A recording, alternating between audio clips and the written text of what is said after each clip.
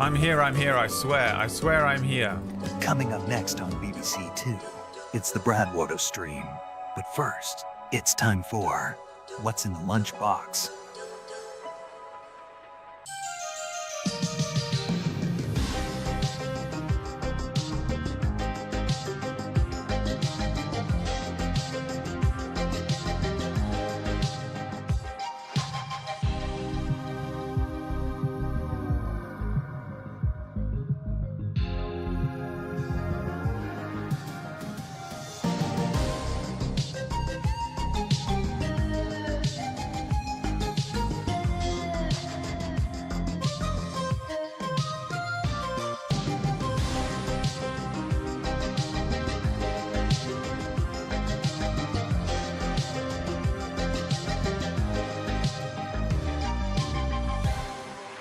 Guys, I'm definitely ready in here.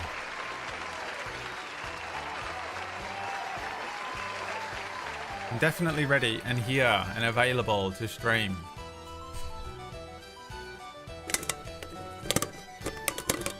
Guys,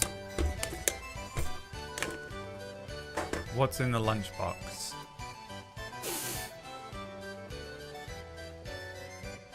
What do you think is in there? Is it 40p? A cut-off light switch? The single bullet? A box of mints? Brad's moral compass? A yellow marble? The keystone? Or is it access to TikTok? Yeah, you guys lost that today, right, America? Haha. Haha, losers. Haha. Haha. You've become communist China. You've become the very thing you swore to destroy. Pum pim pam para pum pum pinamana pum pum pum para beep pum pum pum pa para beep pum para bim pum pum pum para pa. Guys, I'm ready to stream. I'm incredibly prepared and ready to do this. Guys,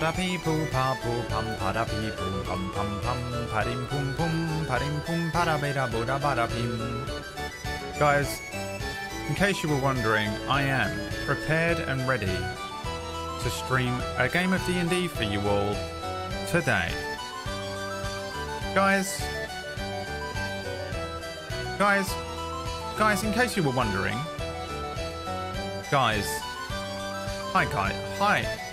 Hi guys, welcome to the stream. And in case you were wondering, I'm ready to stream. Everything is prepared and ready to go. I am professional.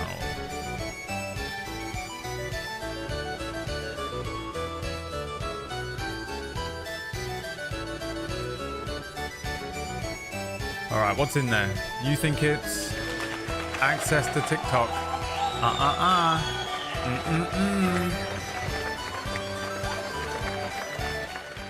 I cannot provide you that. You have done this to yours. Only Donald Trump can save you now. On a ban that he introduced, I think.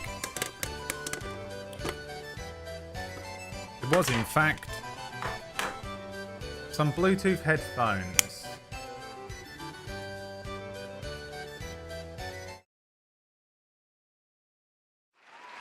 Thank you. Thank you, everyone, and welcome to the beginning of the stream with me, your host, Tom Bacons.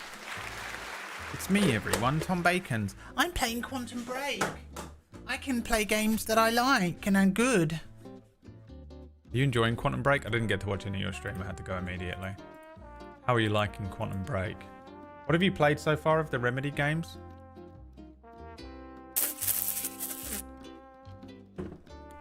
Which ones? Hi, Mydaloni. Hi, Kaio89. Thank you for the resubs, my friends. It's Sunday morning. I'm ready to go. I'm ready. I've been prepared all morning for this. So far, so good. This is the last Remedy game for me to play. All right. I actually think it's a really fun stream game if you splice it up correctly and like play a bit of the game, then watch an episode like a TV show. Because it has a TV show in it for no reason whatsoever. You know? What a weird game. We're gonna stop time and shoot stuff. Cool. Also, there's a TV show in the middle of it. Like a whole TV show? After every level, there's an episode of a TV show to play. Cool. A very reliable, non-buffering TV show. Were you having problems with it? You literally stream off of a toaster that you wheel into the front room, though. You still use that setup? I'm not gonna have slander. You got the Wax Steven defense for Final Fantasy 16. Yeah, it was a good game, I guess, but it didn't run on my iPhone. It's Final Fantasy 16. It's not gonna run on your iPhone. Yeah, well, it's a shit game because it didn't run on my iPhone. Get out of here. Clear off, you little shit. You're too opinionated, and you get too angry at kill cams. Go to therapy. Go to therapy. Get in therapy. That's what I scream at Wax Steven. I have a PC now, hence Quantum Break. Oh, okay. Well, then I have no idea. Did it buffer for me? I don't remember. That's the type of thing that I couldn't care less about, and it wouldn't go into my brain about how I enjoyed the game. You know? I don't think. Unless it's The Witcher 3. Void Smoker gifted a sub to Sales. Nice. Apparently it's a common problem. Alright, well. I guess it sucks to be you. And if it happened to me, it doesn't suck to be me because I don't remember it. I don't remember it. Mm-hmm. Ha-ha, hoo-hoo, hee-hee, hoo-hoo, ha-ha, mm-hmm.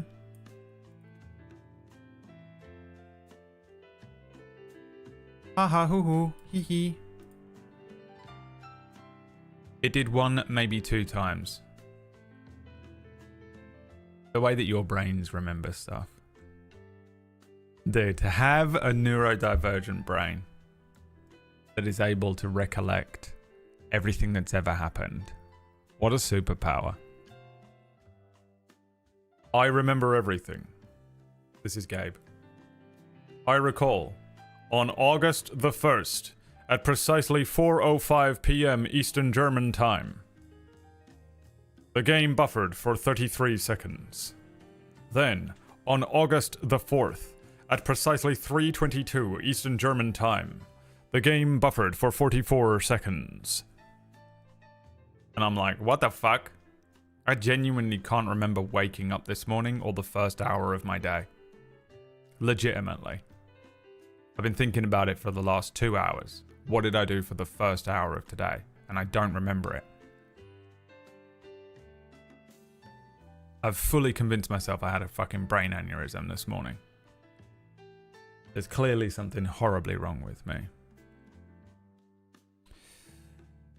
And I'm enjoying this weekend a lot. There's a Night Springs episode in Alan Wake 2 that's Quantum Break related. I haven't played that one yet. Oh yeah, save all of that. Save Alan Wake 2 DLC till after you've done Quantum Break for sure. For sure. Mind Wipe, Aliens. Hey, who was it that was screaming at me to start watching Dan to Dan? I watched the first, 10 minutes. I intended to watch more, but I was getting real sleepy. And I'm already pissed off with it. I'm already pissed off with it, and everyone said it was so great. Everyone's like, it's the best, you should watch it, it's the best. Now, will I like it by the end? Yeah. Do I hate the beginning? Yes. Is it because I'm a contrarian? We don't know. Is it because there are rapey aliens in it and they're played for laughs? And I don't really find it that funny. Maybe he's a feminist. Maybe he's a Republican. We just can't tell. We'll never know. I guess we'll never know. Will we? We'll never figure it out. It's a great place for both the left and the right here. Because the people who are on the right will be like, hell yeah, man, women are fucking dumb. And I agree with everything you just said. You know what I mean? And people who are on the left are like, yeah, women are powerful and strong and cool. And I agree with everything you just said. Because you get a little taste of both. Just enough to keep you guessing. And that way, doubles up on that Kashish. I got a headache. I took my sheets off of my bed yesterday morning, and I threw them in the washing machine, and they washed. The tumble dry. I don't know what you call it in America. Washing machine. Fuck you. And it was when it washed them all, and all of the sheets went into the bed sheet that goes on the quilt duvet thing. So it became a sack of all the other stuff in there. So when I went to take it out, it was super heavy, and I was like, what the fuck? And it was just waterlogged to shit. So I tried like shaking it out, and it was so annoying. And I was like, this is not going to dry. So I had to take all of that stuff out. I hung some of it up in my fucking bathroom because it was dripping. And I hung some of it, I created like a tent.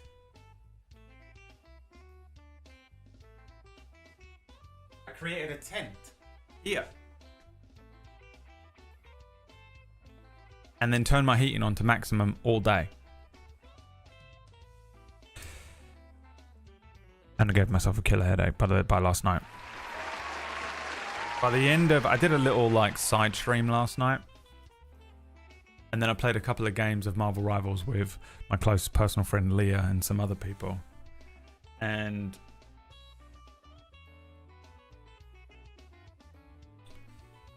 I had a headache by the end of it. And it's still here. Still got it. Loved it. Loved it. Great. I've had a great weekend. So honestly, this weekend has been horrible. I had to take Friday off. I felt so shit on Friday. It was unbelievable. I could not sleep Thursday night. Had to take a sleeping pill. Woke up on Friday and was like, I didn't know where I was. And I was so fucking sleepy. It was crazy. Couldn't fucking do anything. Couldn't think straight. And was like, I can't stream in this state. It's crazy how fucked up I was. And so I was like, I'm fucking long enough to stream. Then I had to fucking GM through this. I don't know if anyone even enjoyed non-canon on Friday. I don't remember it, but I do know that I was on autopilot for the whole thing. That is the most autopilot GMing I could do. It was so difficult. And then yesterday I still felt shit. And then also all of the stuff. And then also I have medical anxiety creeping into everything I do this weekend. I got a heart scan on Thursday, but I don't get the results until Monday.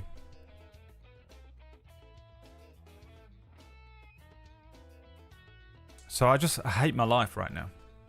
You know, until tomorrow night. I mean, tomorrow night, for all I know, tomorrow they're going to be like, yeah, you're really in trouble. You've got a serious heart disease. You know, and tomorrow's going to be the worst day ever. But if they're just like, no, there's nothing wrong with you. Honestly, it's just as stressful. It's not just as stressful, but it is like, well, what is it then? You're saying there's nothing wrong with me, nothing seriously wrong with me. That's fine, but I am unwell. What is it? Fix me, for the love of God.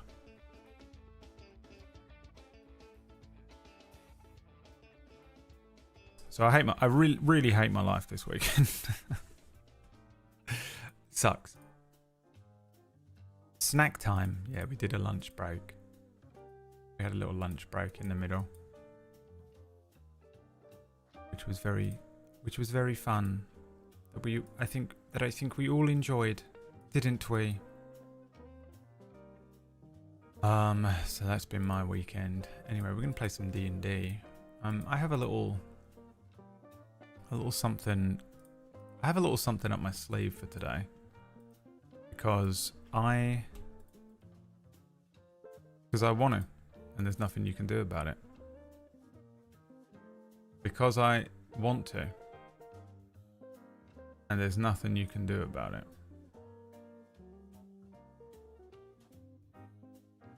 Does that sound intriguing? No, Brad, we don't give a shit. But we're going to play it anyway.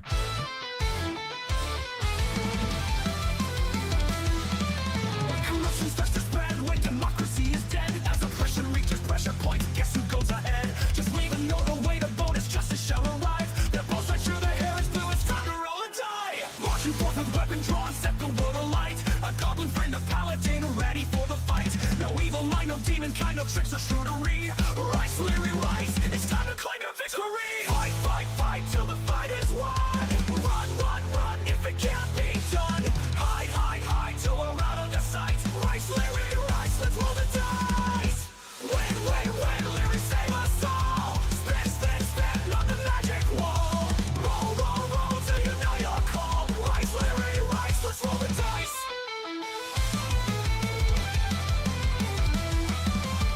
Go, go, go, let your legend be born.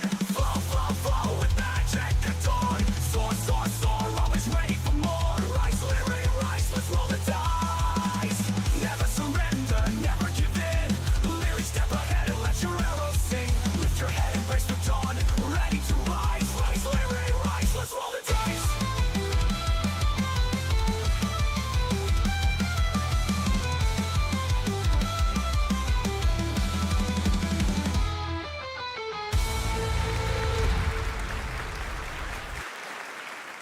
It is time. Time to continue with our video game. What's it called? With our D&D game.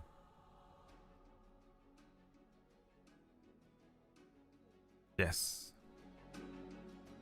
Yes. Find the hag and remove the curse. That was not the quest.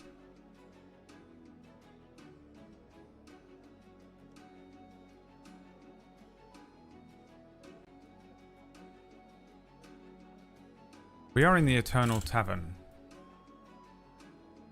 Here in Twitch Plays D&D land. Last week you rubbed the magical lamp and then the stream crashed. Last week you rubbed the magical lamp and the stream crashed. And that was the end of it. I mean, to be honest, I was probably going to call it not long after that anyway. This week you return. As you return to the tavern, popping out of the magical lamp, everything seems to be going smoothly. Everything seems to be running perfectly smoothly and nothing will go wrong.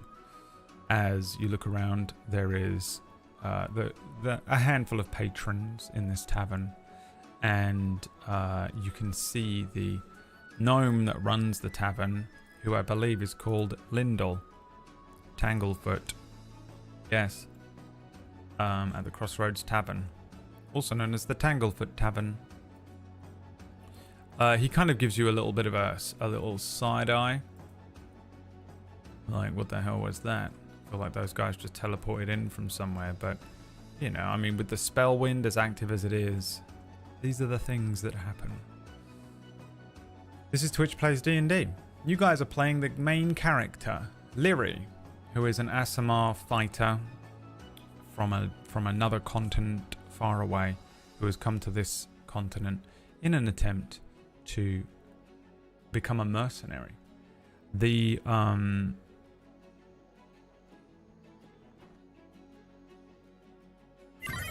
That's it. There is a spin wheel on the screen. Every time you sub or resub or gift subs, they will be added to the bar there. And for every 10 subs, we will spin the wheel once. And some random stuff can be acquired from the wheel.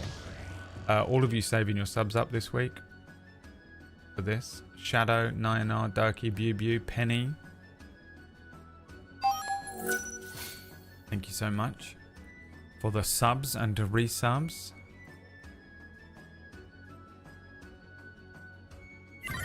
Now then, what do I have prepared for you?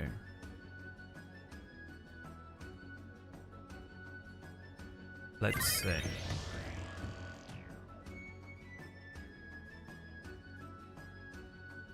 I've got something, a little something prepared for you. After the wheel spin. Let's spin the wheel first. Thank you for the subs. Rocker Paul, Cloud Sea, Insta Rage. Let's see what you start the day off with. We're starting with a wheel spin. Wild magic is going to happen with immediate haste.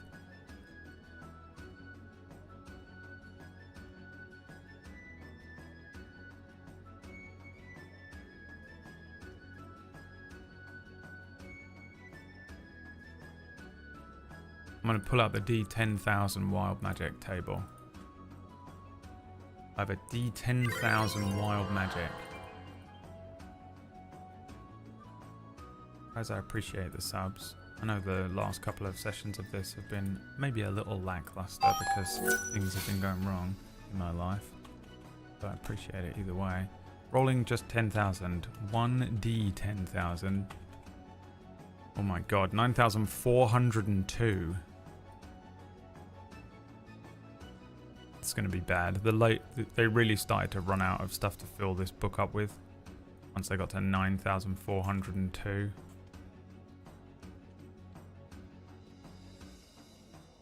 The nearest druid kills plant life like a defiler when casting magic. I think there's a druid in here. There's now an evil druid. One of these people... Yes, okay. The spell wind blows.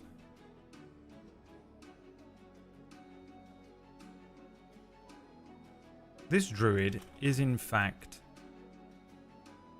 an anti-druid. Killing plant life nearby like a defiler. And that's a little... And that's a secret. Do not tell the players. Secret. Secret. The spell wind blows through the tavern. There's a moment where the druid looks at Lyri. Lyri looks at the druid, and the spell wind blows. The druid glares at Lyri. Lyri confusedly looks back, and then the druid teleports away.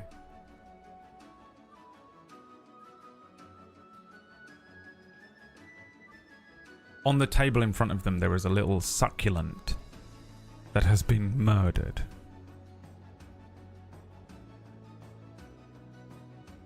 Time for another wheel spin. Courtesy of Godzilla, Durky Dirk, Omega Jaeger.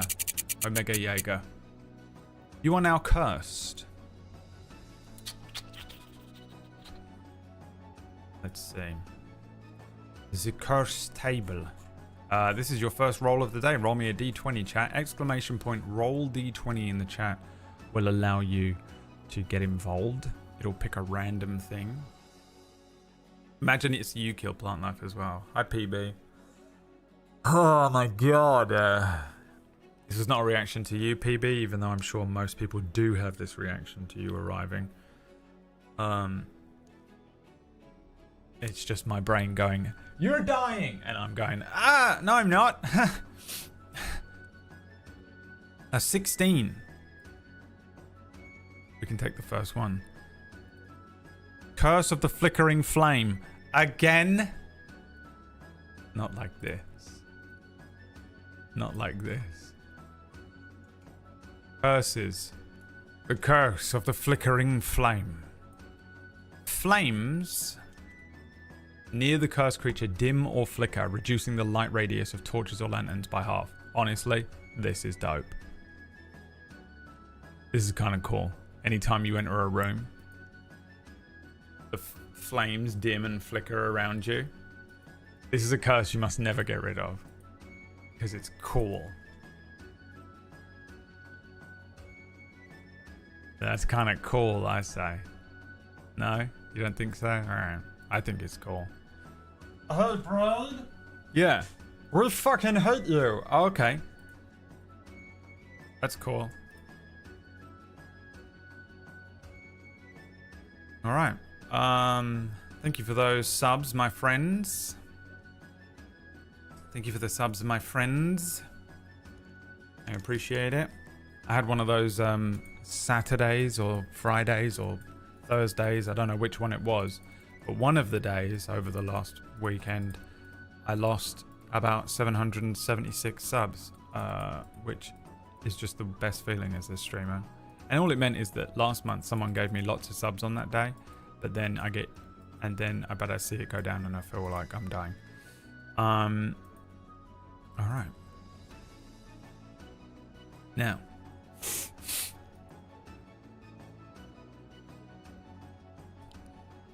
the tavern quietens. Do I have like? Have we generated any like gloomy music? Do we have any gloomy music? What have I got? We don't really, do we? Let's get one. Let's go to Epidemic Sound right now. Get some.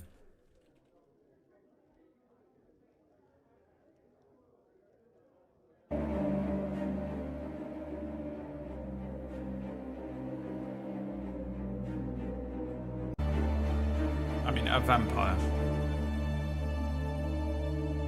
A vampire.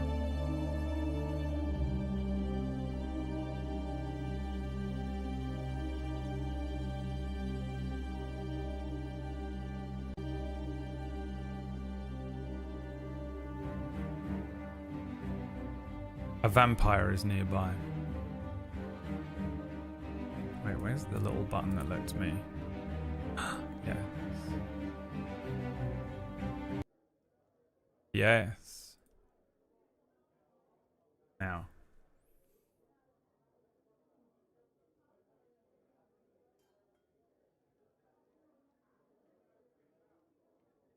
Can I make you loopable? I can. Oh, God. Epidemic Sound is so great, PB. We gotta get it. You can just make a loopable version. Let's see how good the loopable version is.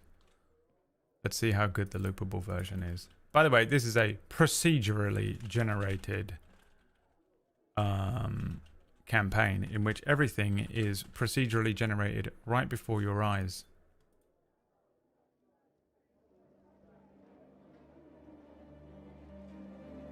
Suddenly, the people of the tavern grow quiet.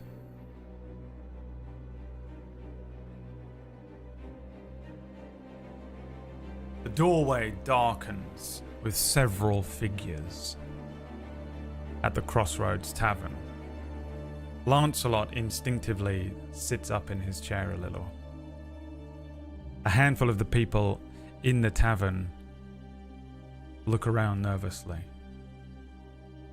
Lyndall shoots a look to the silent figure by the door, the bouncer, the tavern guard. What is she? Personal bodyguard? A half-orc that stands up, hand on hip, gripping a small axe. And turning to the doorway, a figure walks in.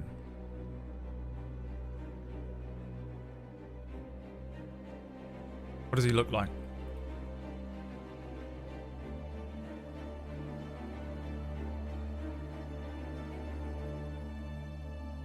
What does the figure look like, chat?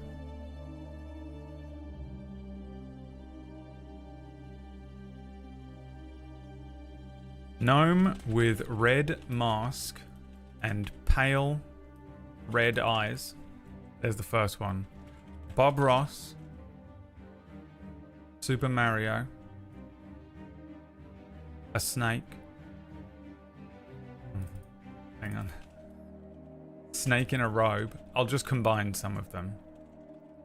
Lanky and stringy haired pale, an anime character. Shadow from Sonic. A 6-foot tall dwarf with a broken nose. Almost forgettably, that's how you spelled it, average. A red Oanada. I have no idea what that is. A large baby. Red robed with an iron mask. An Asian. The choice is yours. What does this person look like? Hi, Geek Dice. My son, old enough to be my father. My father. Someone's father. Thank you so much for the 5 gift subs. There's another wheel spin coming up. Coming right at you. Coming right at you.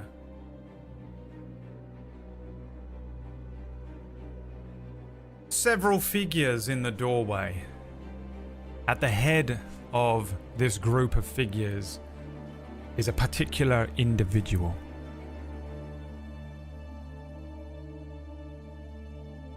What does this individual look like? The choice is yours.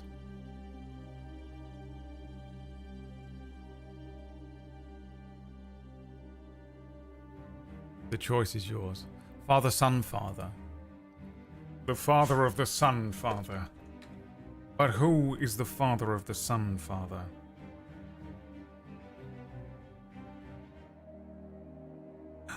Oh, my D drive has been delivered, but I got it delivered too.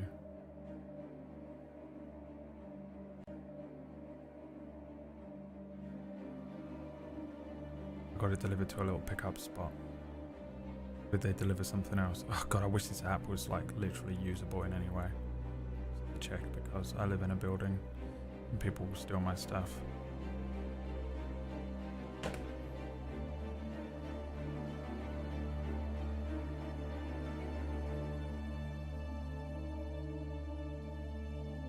Almost forgettably average.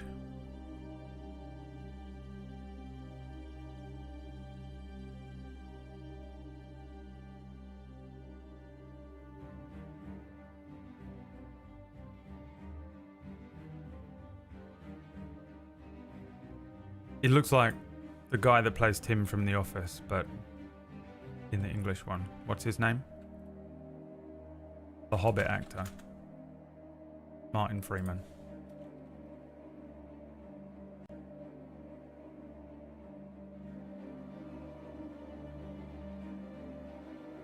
You telling me this is not almost forgettably average? Is that what you're trying to tell me right now? That's exactly what comes to my brain.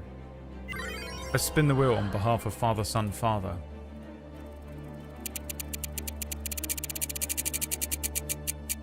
Thank you, Plumrug.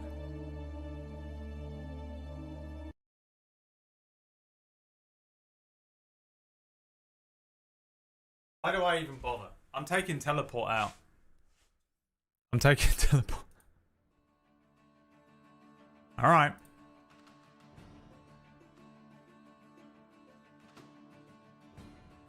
Fine. Alright. We're going to do some options.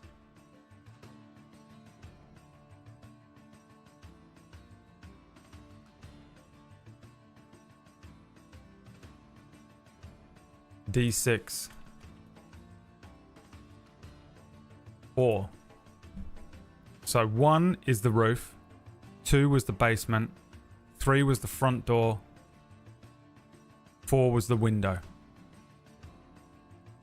You teleport to the window.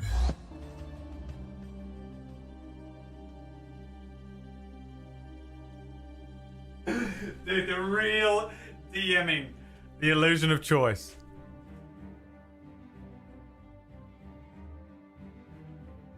Next to the window. Peering out of the window. You see what looks like an army. A huge amount of men. Armed. But they're not wearing any crest. They're not wearing any uniform. This is an army of bandits. Next to you, Lyndall says, "These guys are bad news, Literal." Is that how he spoke? "These guys are bad news, Literal." Leary looks down to Lyndall and back to the doorway where the half-orc stands in front of the individual who looks a lot like Martin Freeman. Lyndall says, "That's the Bandit King. His name is..."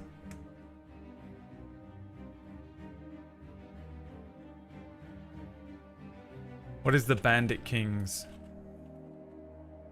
name? Obviously Martin Freeman. Bilbo Bandit. There is also Meritin Freeman. There's John Smith. Hey, Insta Rage, Cutter Slade, never DM. Never GMing. Paul. Shadow. The Bandit King. Steve. Never DM. Raj. Never DM. What's in the box? Penguin. The choice is yours. That's the Bandit King. His name is...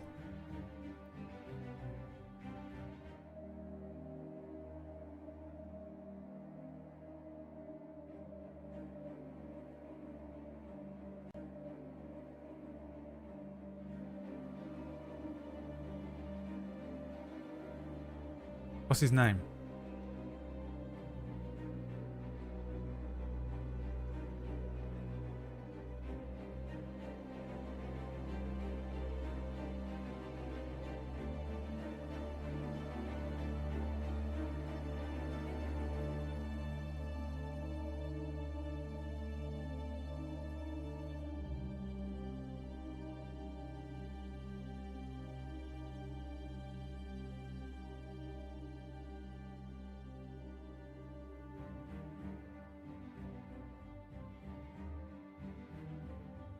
Splitter. Can someone split the difference between Shadow the Bandit King and what's in the box?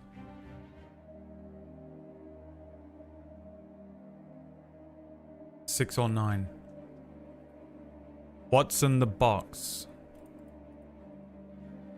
Which I think is a joke about Sherlock, which I never watched. So I don't get it. His name is What's on the Box. Leary looks down at Lindor and back up to the Bandit King. This is a big group of bandits that swing by from time to time. They're known as...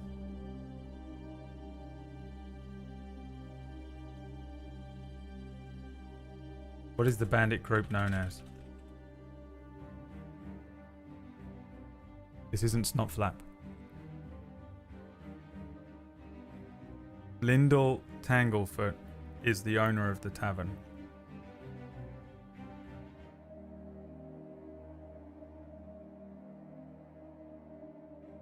And you know what pisses me off the most? Is that Snotflap has a very particular way that he speaks.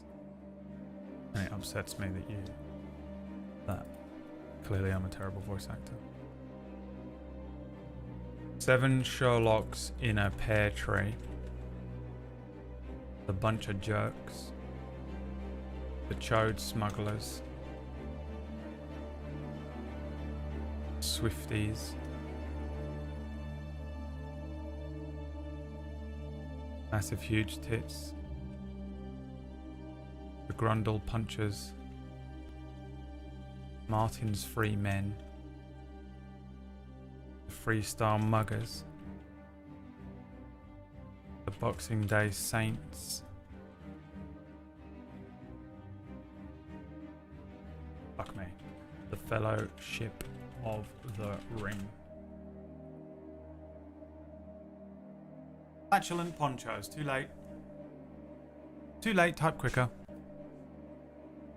Type quicker next time. Too late.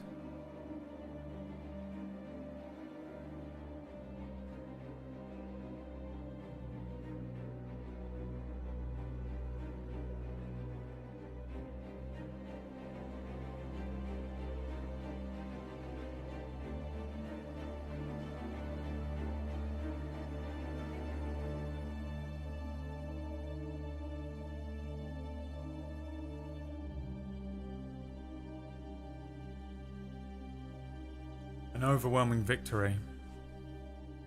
Now I wish he was called Martin Freeman and not Watson the Box.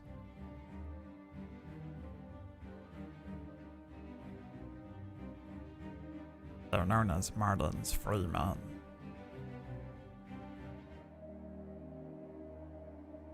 How does he sound? That guy. Just sounds like a normal English guy, doesn't he? Walking up to the orc standing in front of him. The orc steps in front of the door. And what's in the box? The Bandit King. Behind him, an enormous group of bandits, a ridiculously large size group. He says, well, well, well. What do we have here then? Not rolling out the red carpet for me, are you? Very well. Can I take my order at the door? The half-orc stands there, crosses their arms. Doesn't say a word. Lyndall, who's not Snotflap, Lyndall who sounds like this, Hey everyone, it's me, Lyndall. as opposed to Snotflap, who sounds like this, Fuck this shit, I'm out! and teleports to the roof. Did you hear the difference?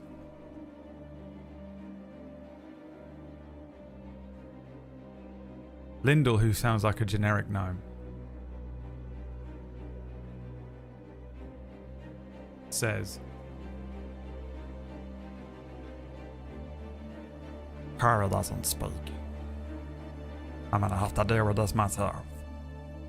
stepping around Lyri, he says, Okay, Kara, calm down. Watson, it's so good to see you. How can we help you today? Watson looks down to Lyndall and says, Ah, Lyndall. It's so good to see you. I was just hoping to get some food for my men and perhaps the money we're owed? Yes, we can try and get you some food. I don't know if we have enough to feed all of your men. You will have to go into the city to get enough food for everyone. I do not believe we owe you gold. Oh, but everyone owes us gold. For you are under our protection. We did not agree to this, Watson. I've told you once before. Well, if you're not under our protection, then who's going to stop us from burning this place down? Look, there's no need for that now, is there, Watson? We'll get you a little bit of food and we'll see you on your way. How about that? It's not the agreement, unfortunately. Food and gold, everything you have. Shit. Okay, give me a second here. I'll give you 1 second. He steps back and does that look that Tim does to the camera in the office. Lyndall scurries over to Lyri. Lyri, Lyndall, and Kara nearby. Lyndall says, Shit. What do I do? Give him the stuff? Or we can fucking make a stand. The last time they were here, we managed to hold them off. We had some fighters in the place. What do you think? You feeling lucky?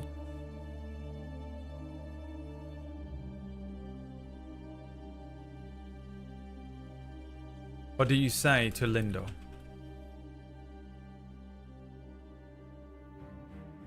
Give them what they ask for, which is food and gold. We make a stand.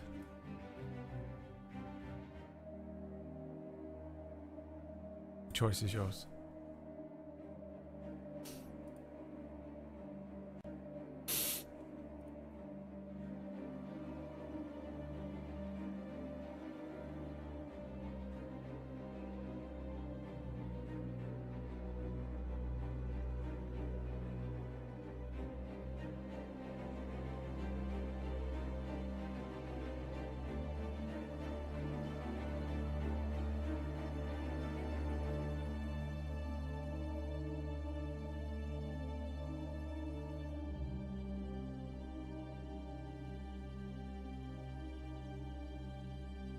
We make a stand.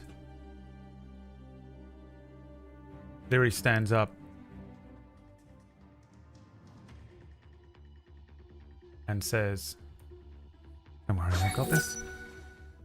Stepping past Lyndall and standing next to the half-orc form of Kara the Silent, Leary says, "You must have this a little confused. The Crossroads Tavern is actually under my protection." Watson says, well, who's this? "You've hired a mercenary." "Just the one?" Leary says, "Actually, there's 3 of us. Right, Lancelot?"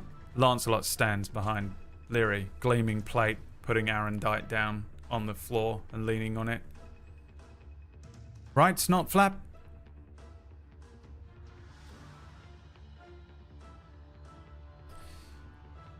I'm sure he'll show up at some point. Snotflap, nowhere to be seen. Evil companion. This is what should happen to you in Baldur's Gate, by the way. When you take one of the evil companions, they should just fucking ruin your game. And Martin Freeman Watson, the box, says, "Have it your way. We outnumber you by an astonishing amount. Do you honestly think you can hold this place on your own? I don't think so. But good luck. Let him have it, boys." He turns around. We enter the planning phase. Waves of enemies are going to come towards the tavern. Okay? The choice is yours.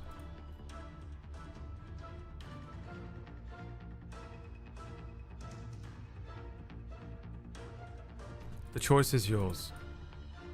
Before wave 1 begins, you must determine who's going to defend which location.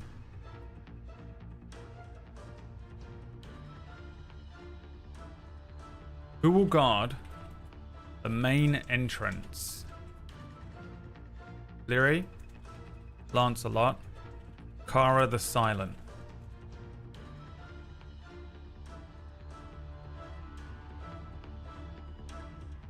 The choice is yours. The main entrance.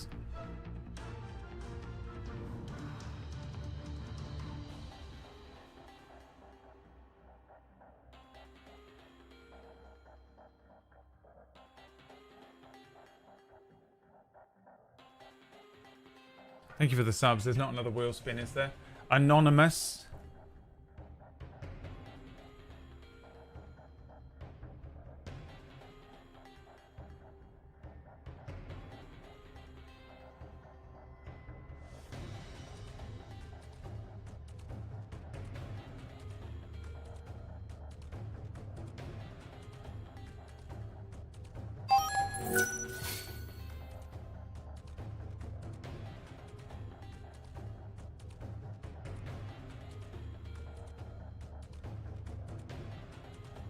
Shadow said, "There will be. There will be." Lancelot will guard the main entrance and we spin the wheel.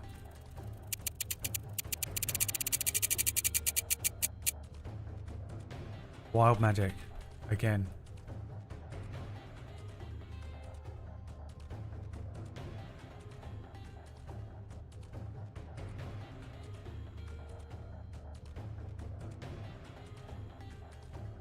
$4,833.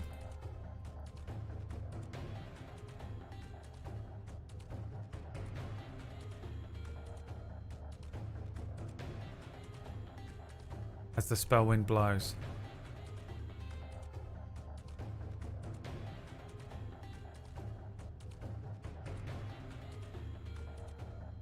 Target automatically knows the first name of everyone he meets. Will be cool. Target automatically knows the first name of everyone they meet. That would honestly be so useful in a normal campaign when I forget to introduce my characters. Larry says, wait a minute. His name isn't Watson. What is his real name?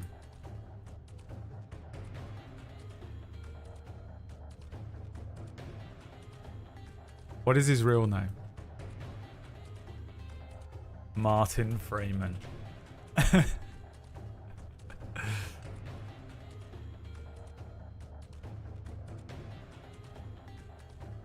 The only option. You can either vote for Martin Freeman or non-applicable. You can just throw waste of vote. That's hilarious. That's hilarious. On a wild magic search.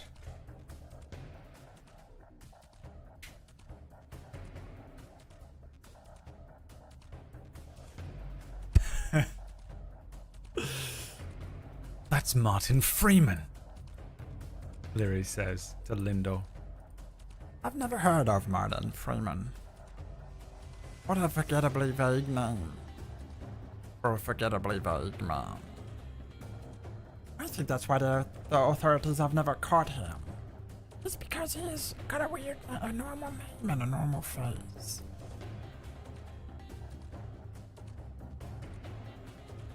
Real name.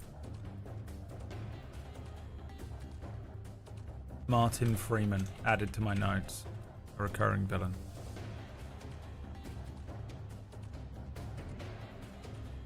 Leary says, Lancelot, hold the front door.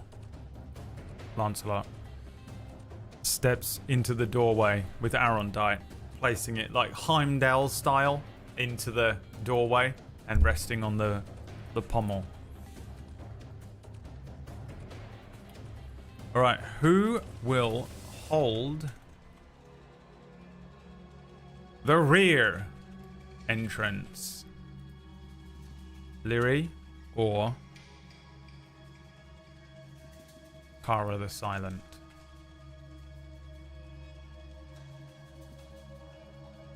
The last option will be the window.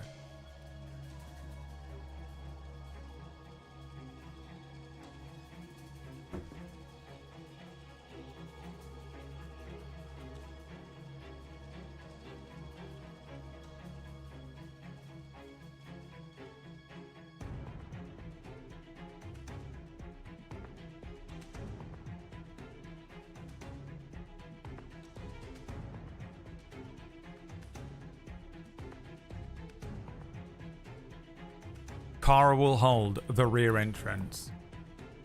Leary says, you, take the rear entrance.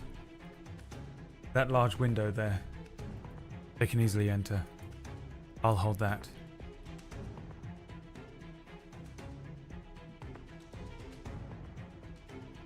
Kara to the rear entrance. Lancelot to the main door. Leary, we're going to say that the window is just to be away from everyone.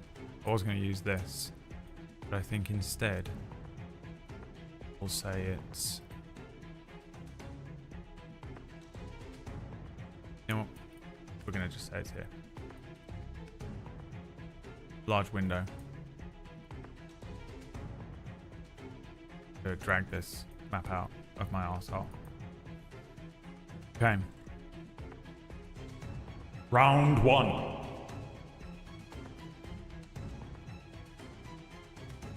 Suddenly, flaming arrows hit the side of the tavern. People in the tavern start panicking, moving around. Lyndall starts telling them where to go. Everybody get behind the bar. Get down behind the bar. Don't worry about it. They got this. That's a famous warrior from overseas. So that one's from another planet or something. The roof, the thatch roof, goes up in flames. Snotflap, who was hiding under the thatch, watching all of this happen, goes, Oh shit. Oh, fuck this. and ports out again. It is time.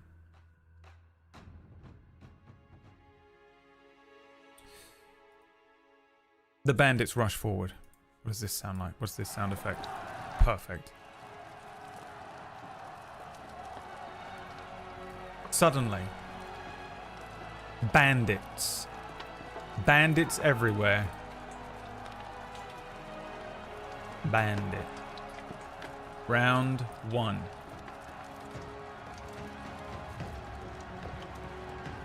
One, 2, 3. 1, 2, 3. And of course, 3 for Lyri.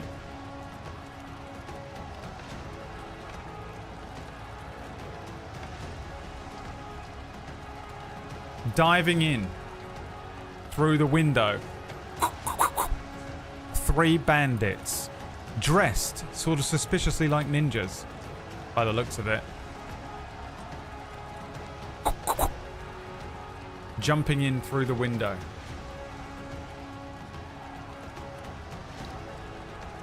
This is what you've got equipped.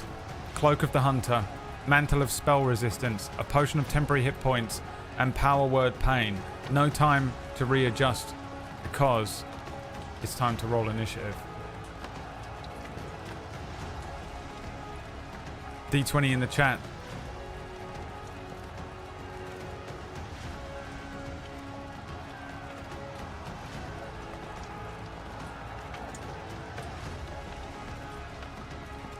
Bandit goes on a 14.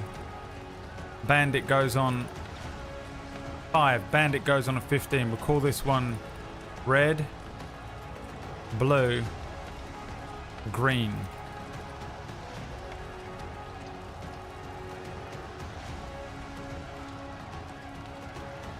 You got to face off against 3 bandits.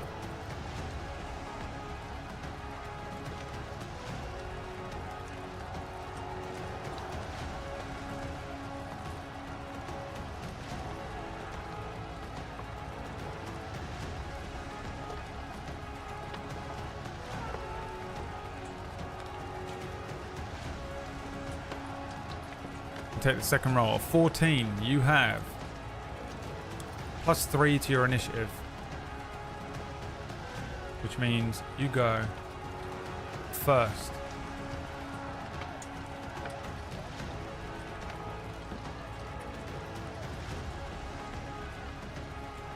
Lyndall from behind the bar says, Here, catch this. he throws a bottle through the air towards you. Make me a dexterity saving throw. You have +3 to this. And we take the second roll again. 3 bandits land in front of Lyri and begin circling, pulling out little daggers, little scimitars. Well. What we got here then? Only you standing in the way. You're in trouble.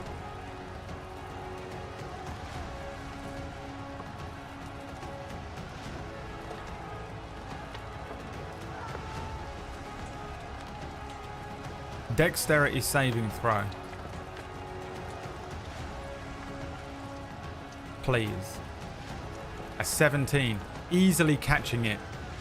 Looking at it, you see that it is a bottle of beer.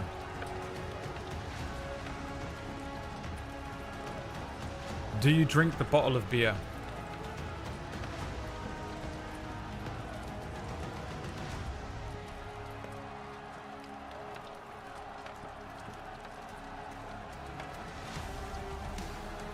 It's not an IPA. That does not exist in my setting.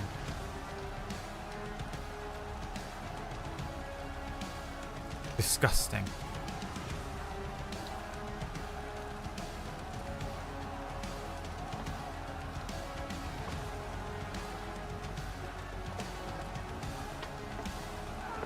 And then smash the fucking bottle.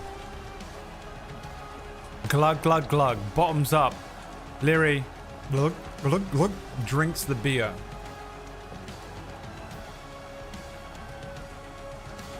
doubling Leary's HP for this encounter.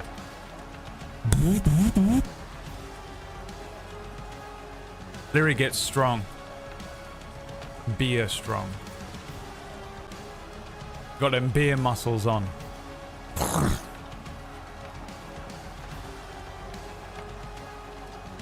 Okay. 3 bandits to face off against. What does Leary do? Now, the first question I'm going to ask you is...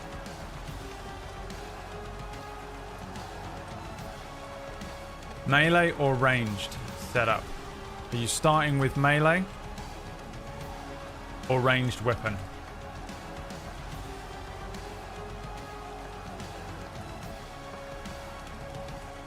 You're 10 feet away, you're not engaged. They are close to you. In terms of stats, Leary is slightly better with ranged weapons. But there are 3 of them and they have scimitars.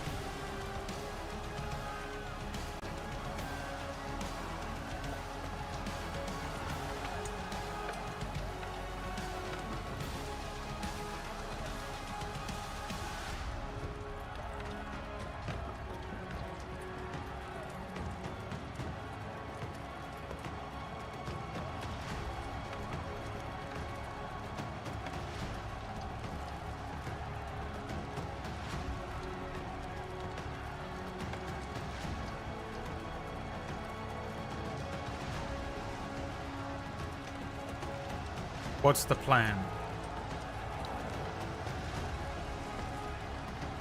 Are you supposed to have 23 HP? I don't know.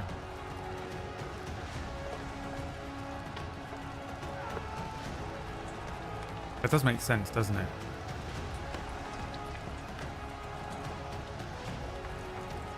You now have 46 HP.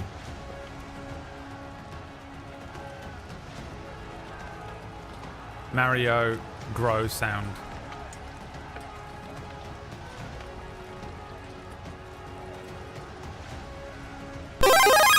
So loud. You're going in melee. Pulling out the rapier, the adamantite sword. And then Big Buddha Chudder. The adamantite shield. The Big Buddha Cheddar shield. Brandishing your weapons. It is time. Decide what you do. Now, each of them 10 feet away from you.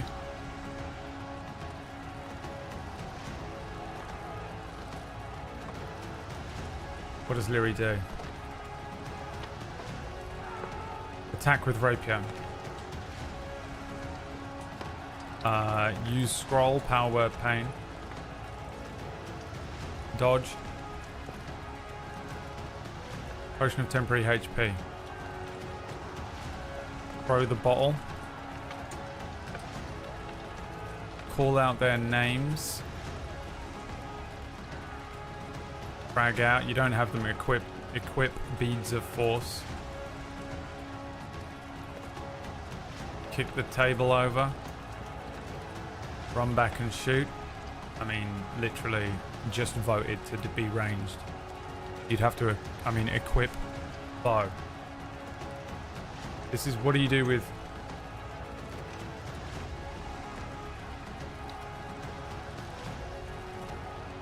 their action?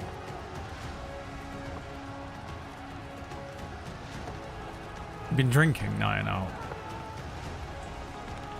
Can we move before you can move? Yeah, it's not really your action, but you can move. It doesn't matter whether you use the scroll at range or not, though. Alright, choice is yours.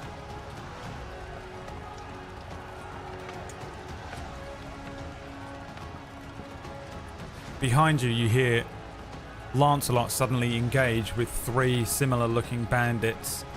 His huge longsword swaths and like huge swings and cleaves and arcs. Nearby at the back, the rear door, more bandits swarm in. The half-orc striking one of them, just punching them, breaking their nose immediately, then bringing out the axe and jumping in, looking like very Nordic in their approach with that axe. What does Lyri do? Attack with the rapier. Solid choice. Okay, make me an attack roll. D20 in the chat. With a rapier, you have a +5 to hit. You currently have the shield, adamantite shield equipped. So you have an AC of 18. Your HP is doubled, so you're on 46.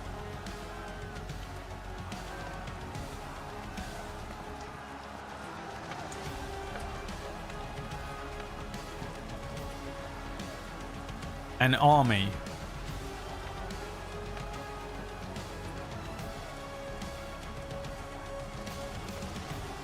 At the gates. Round 1. Fight. A 14, and you have a +5 to hit. This will hit. Which one are you hitting? Red, blue, green?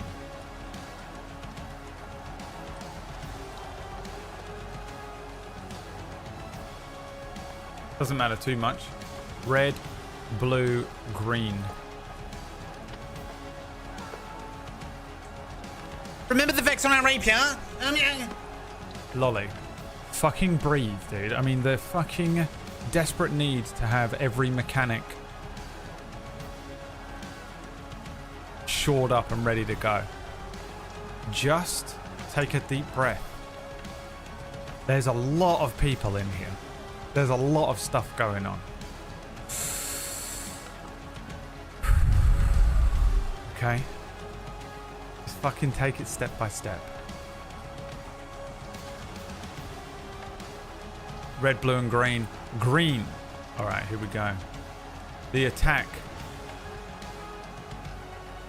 Engage here or here or here. Doesn't matter. We're going here. Doesn't matter at all. See how much damage you can do. 8 piercing damage. A lunge forward. The rapier going through this guy's kidney. Whips the rapier out, flicking the blood in droplets across the floor.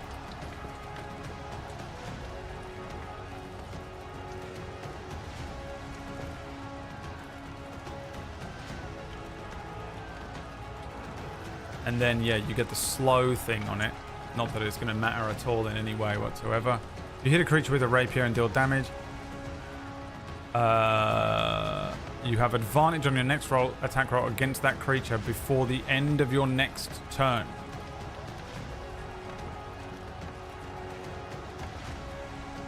So.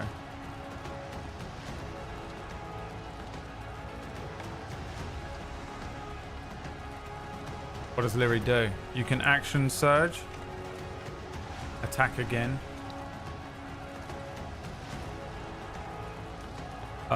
You can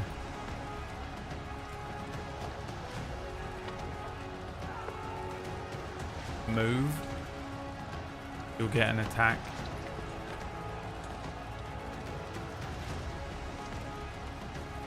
You're leaving the threat range. Anything else you want to try? Suggest it in the chat.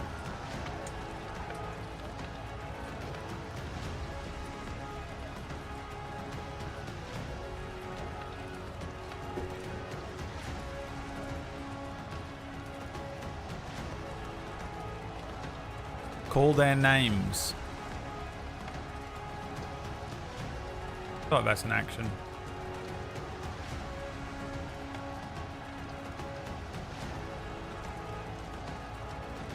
Action surge. Call their names. What other bonus actions do you have? You only have one, which is to recover some health.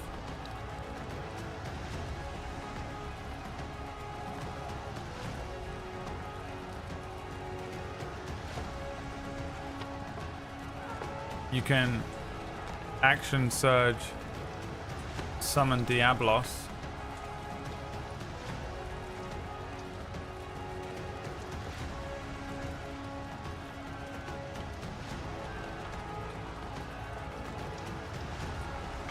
Action surge.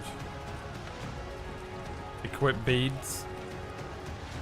Well, I guess here's what it is. Action surge is actually what we're going to do. Yes? No. Action surge will give you +1 action and you can do another thing.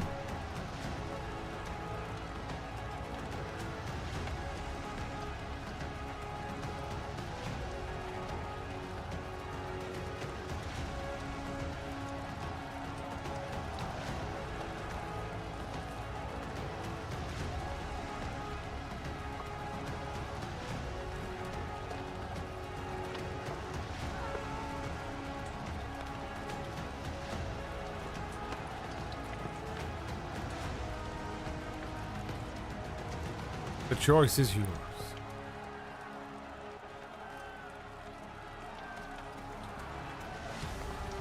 Did you use all the spell scroll? Do you have a spell scroll? You don't have one, do you? You used it all.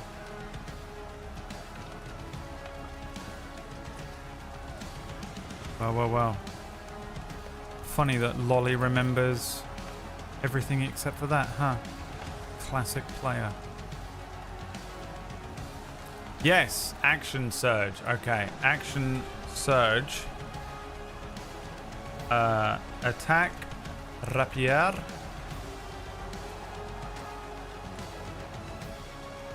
You can also summon Diablos. You can drink potion of. You know what? Potion of temporary HP. You can dodge, which will give them disadvantage to attack you until the next turn. You don't have a scroll. You can equip beads of force.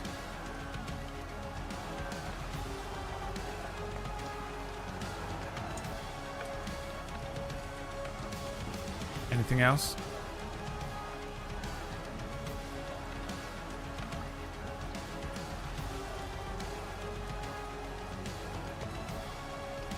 You can disengage. Call their names. What slot does the beads go in? Well, we'd have to figure it out, wouldn't we?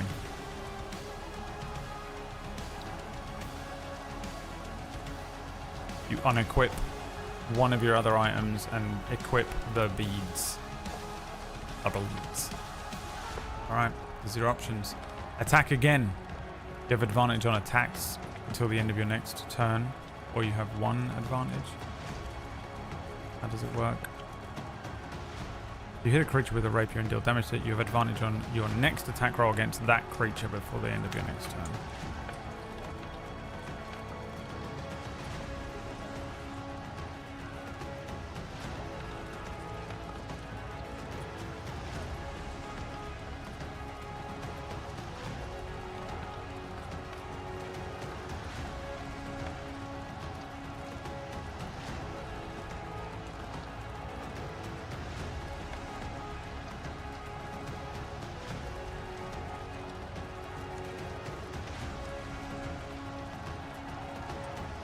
What would you like to do?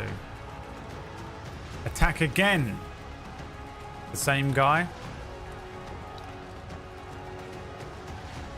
Yes or no in the chat? Green? I'm assuming yes. Finish him off. With advantage. Okay, roll.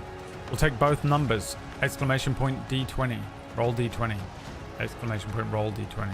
Excuse me. We'll take whatever the first two numbers are. The higher of the two will be your roll. You have +5 to your attack. A 12. Let's see if you can crit. You crit on a 19. Another 12. Two 12s. Which is a hit. Let's see how much damage you do. 10 piercing damage. Through the eye. The rapier comes loose. The eyeball burst. This guy falls to the ground. His hand's clutching at his eyeball before he falls dead.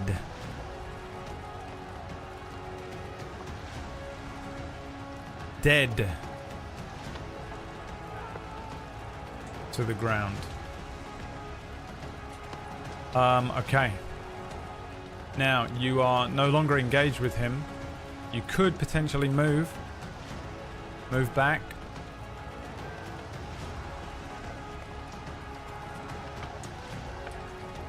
Calling out his name should be a free action. Oh, should it? Oh, I didn't realize you were GMing.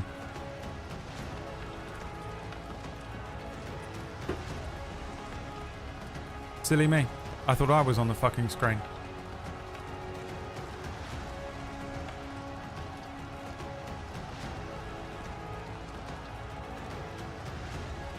You're calling out 3 names.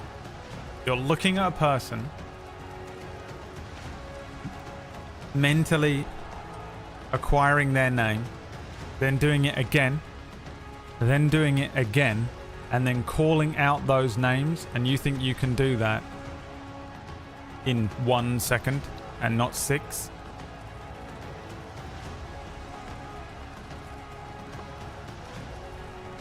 I didn't say I was one, just that it would be cool.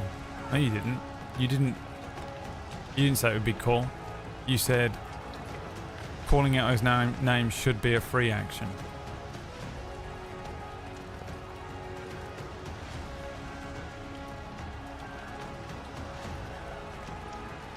You're telling me what to do, and I have PDA. Moving back will not trigger an attack.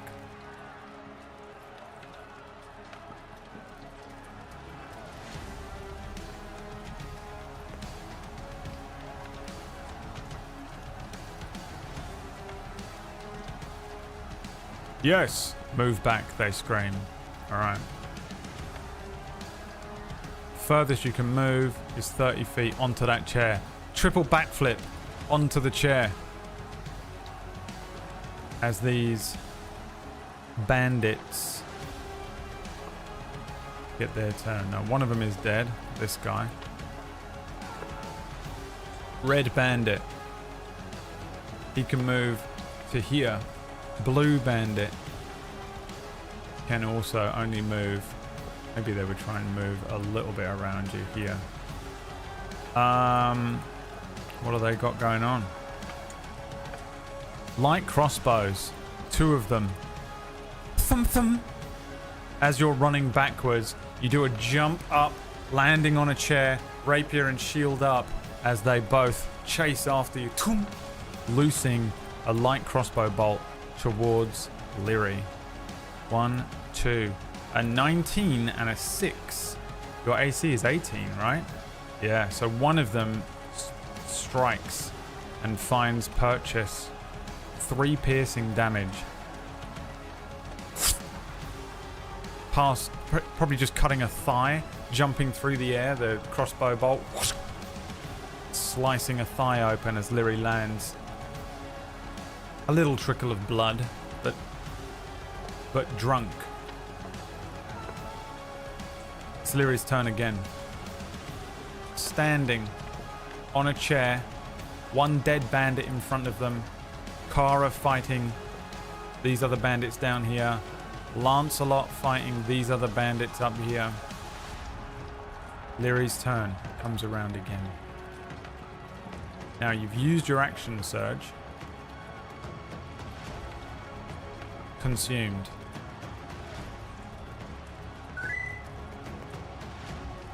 It would have sounded a little something like this.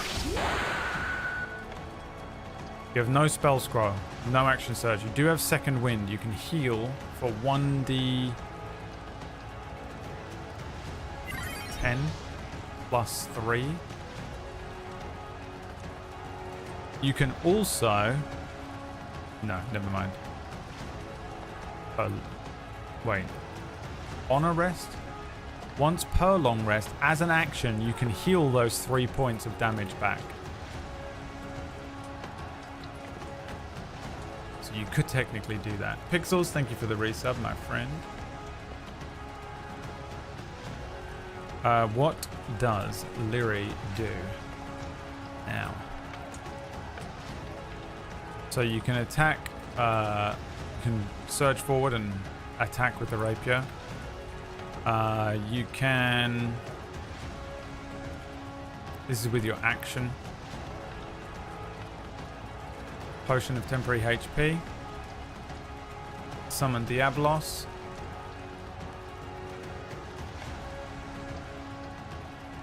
What else? Kick chair at blue.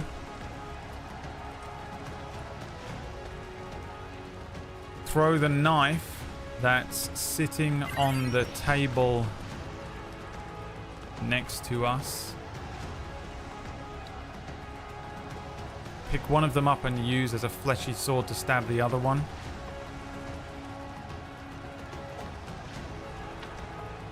Pearly, thank you for the sub.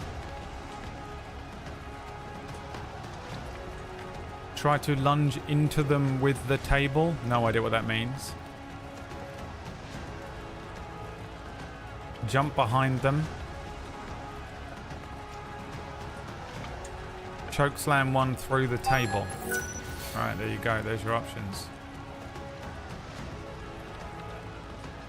There's your options. Thank you, Shadow, for the you're rounding it up. Every 10 subs we spin the wheel.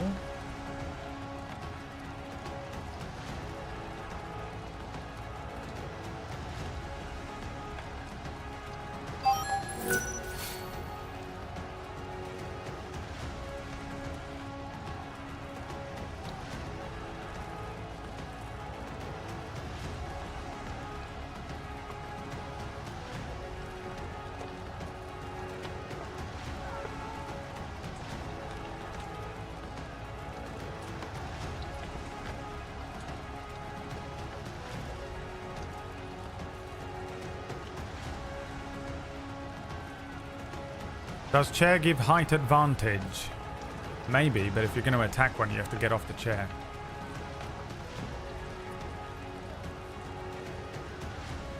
You're going to attack with a rapier, but first we're going to spin the wheel. Maybe something crazy will happen.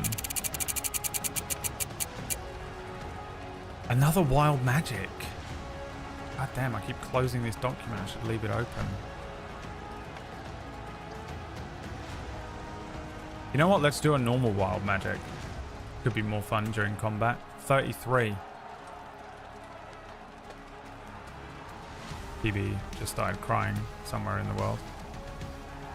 You cast Misty Step, arriving at your location in a burst of delicious foods. Where do you teleport to?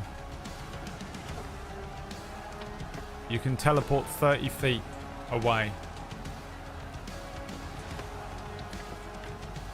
Teleport behind them?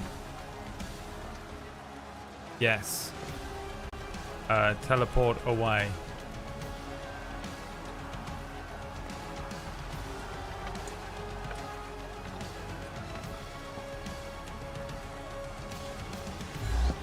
Literally bamfing.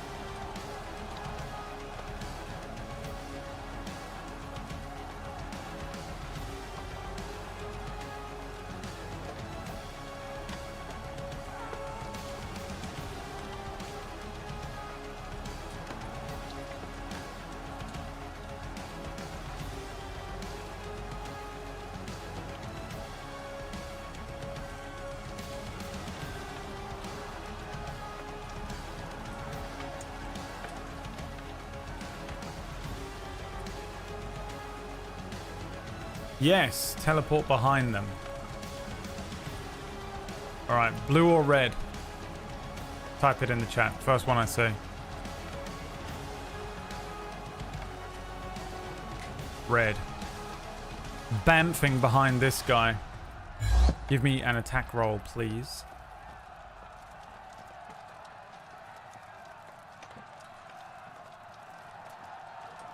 Exclamation point D20 in the chat room. You have a +5 to the attack roll.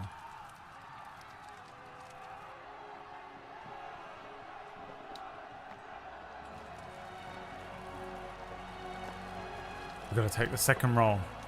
Clear out the previous ones. Otherwise that would have been a natural 20. Could still be. Try again.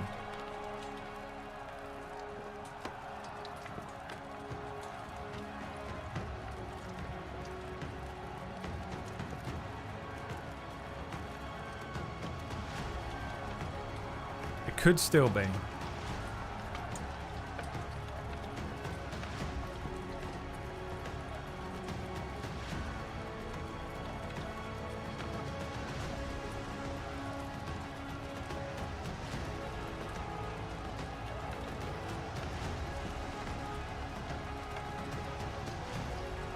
A 3. Teleporting, probably because of the teleport. This was a Spellwind teleport. Lyri brings the rapier back for a lunge and then literally just vanishes, porting in behind this bandit, spinning with the rapier to try and strike at this guy. It just puts Lyri off their thrust, I think. The bandit turning awkwardly, just avoids being struck by this thing. You've got 3 HP lost. I'm assuming you don't want to use your second wind yet. I don't think there's anything else you can do on a bonus action.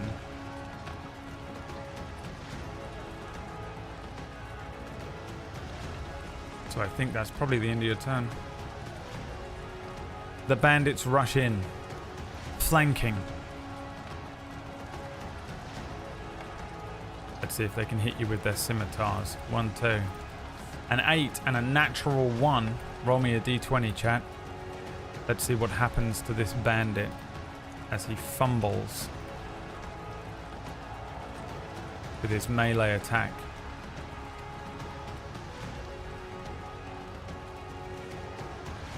We'll just take the first one. A 3.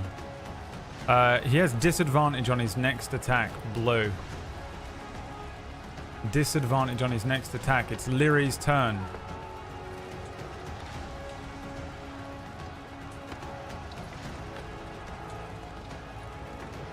What does Lyri do? Again, attack melee. You can use the dodge action, which will give them disadvantage on their attacks. One of them already has it. Chug a potion. Summon Diablos. And then any other options you can think of.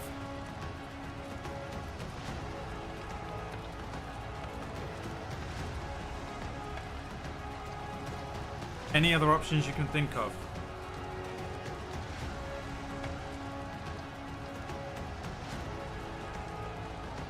What do you think?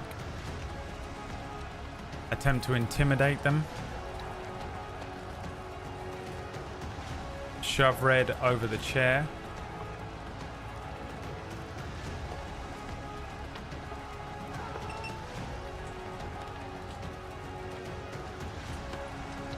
That it? Alright, away you go.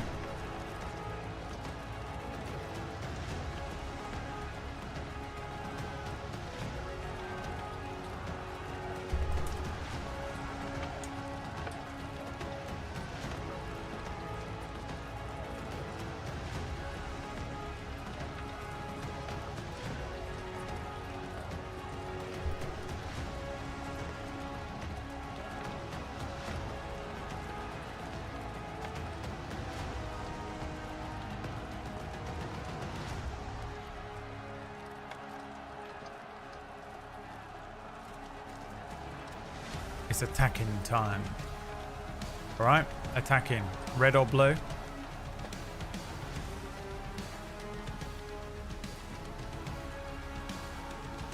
Red. Okay, roll. Exclamation point, roll d20 in the chat. Hi, Spring Chook.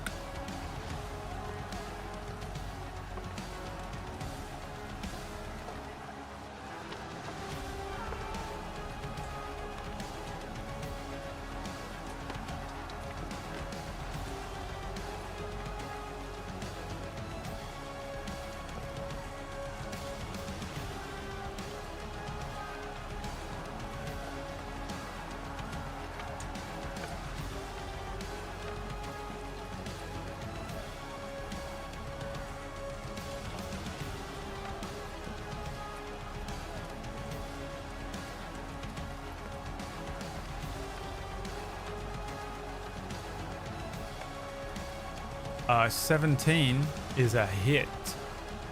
Let's, I've got it up here. No, we're going to roll again. Killing him in one. Max damage? Yeah. Max damage. A quick flick of the wrist. This time, Lyri brings the rapier across this guy's throat, opening a line of red, and then blood begins pouring out. He grips at his throat, dropping his scimitar, falling backwards onto the table, pushing the empty plate across and onto the floor. This guy is dead. Spinning around quickly, bringing up shield and rapier. It is... that's got to be the end of your turn. So, this bandit is dead. This guy has disadvantage to hit you this turn.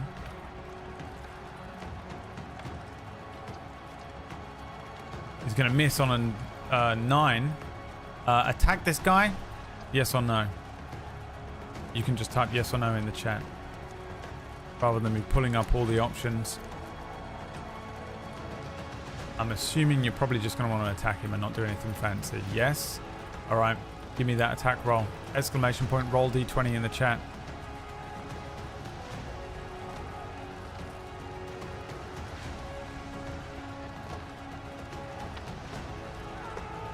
Oof, a 1 there. But we're taking the second roll. Flush out all the old rolls.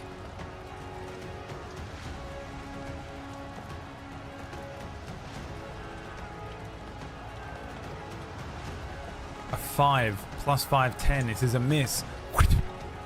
A whip and a miss for this bandit. Bandit's going to try and hit you back. An 8. He misses. Roll again. See if you can hit him. Go. It's better than a 1. Yeah, a 5 is better than a 1. It's now just a back and forth. Another 1 from Nyanar, but we're taking the second roll. Keep going.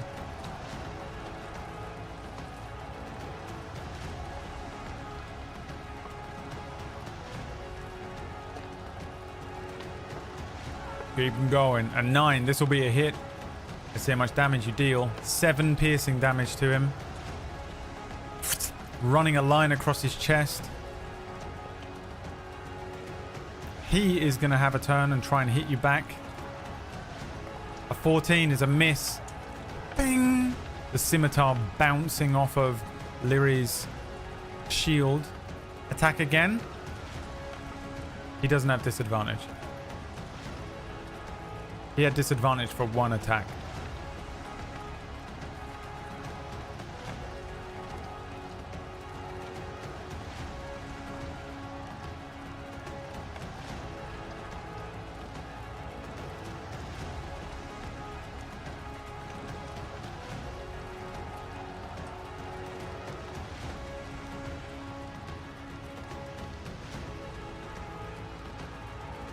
A 2? Is that the number? No. Yes? No. Next one. Keep rolling. We've got to flush out the old rolls.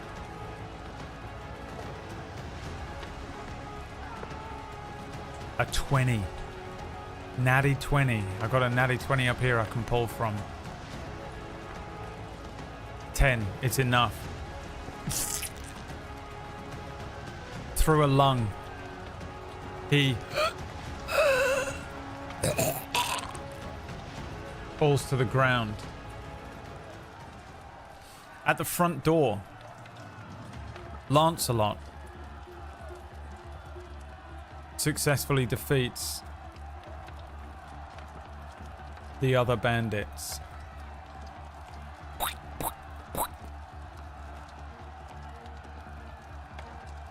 At the side door, Kara the Silent successfully defeats the 3 bandits.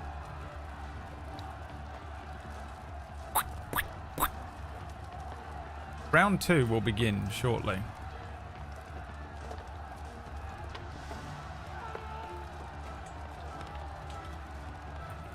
And I need you to roll me a d20. for the Between Waves recovery phase.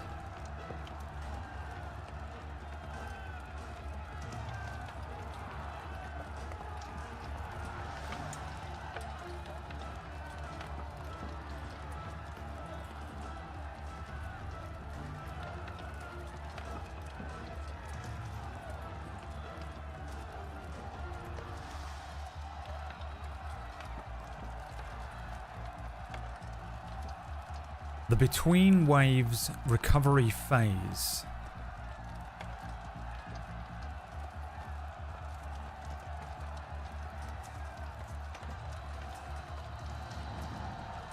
Store these bodies up here so we can calculate the XP. A 3 means you only get 1d4 HP back. 2. Luckily you only lost 3. With 1 HP remaining. Now, nothing happens there. You are at the window.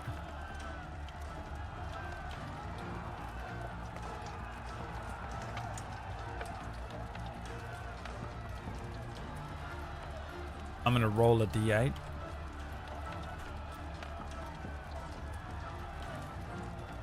Six, ambush. The bandits attack earlier than expected. You are surprised.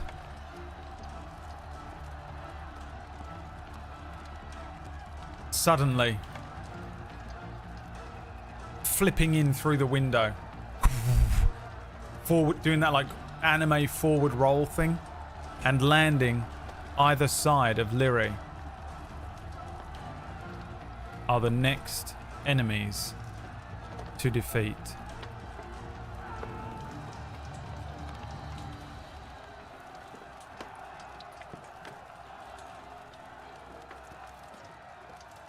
Two thugs.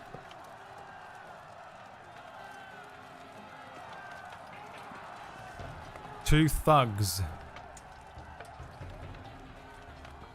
suddenly appear. Roll some initiative, chat.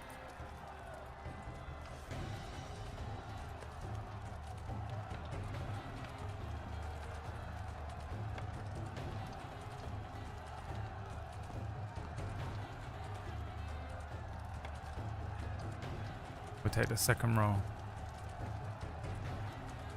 First thug goes on a 20. Second thug goes on a 4. And 6 was a bad one to roll. The ambush. Thugs appear beside Kara. Beside Lancelot. As the next wave begins. What'd you get for your initiative? You have a +3 to initiative here. A 7, so you go on a 10. Lyri on a 10. However, you are surprised. I don't have a good surprise sound effect. What's this one? That'll do. Which means these two thugs go before you.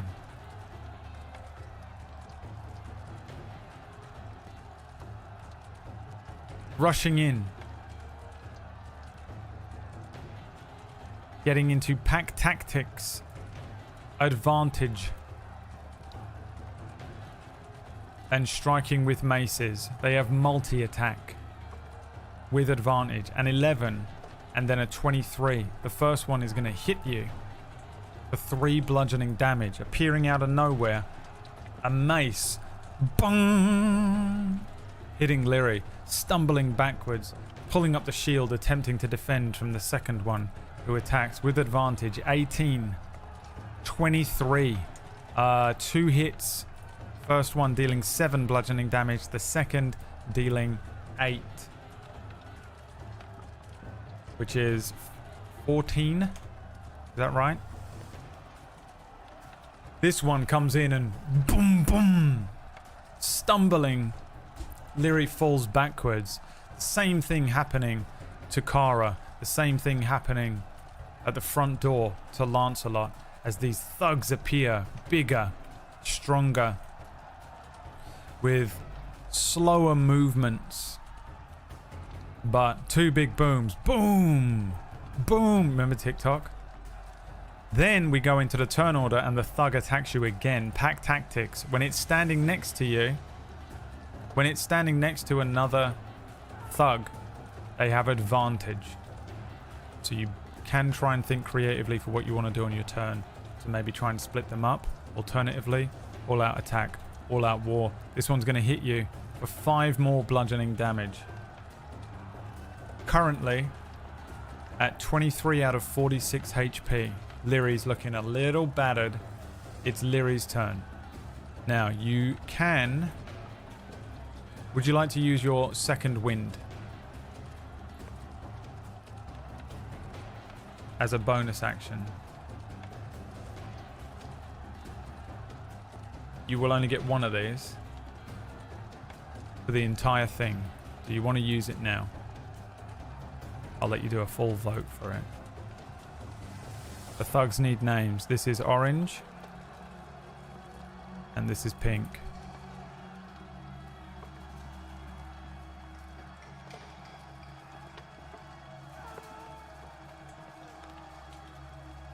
Round 2.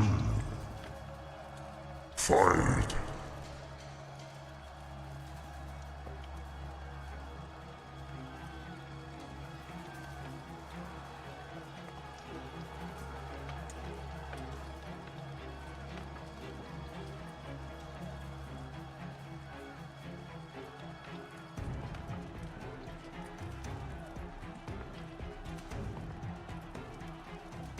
Using second wind. Alright, so that's 1d10 plus 3. You're level 3?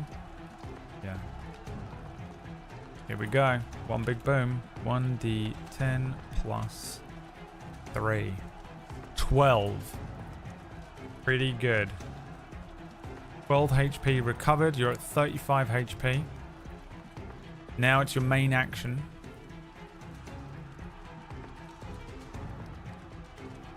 What does Lyri do? Of course, you can simply attack with a rapier. You can disengage and try and run away. You do not have an action surge. You do not have a scroll. You can try moving without disengaging. You can try dodging. You can use a potion of temporary HP.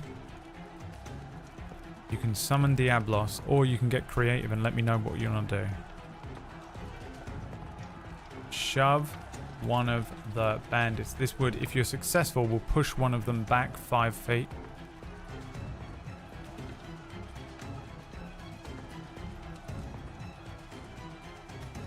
Say pink slept with orange mum.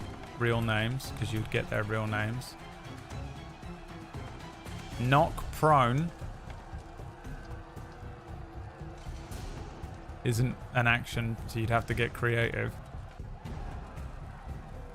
Pull for a timeout and have a long rest.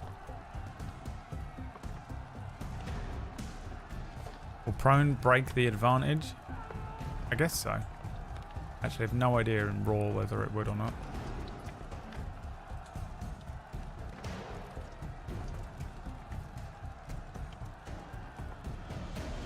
Alright, I guess that's it. Go ahead.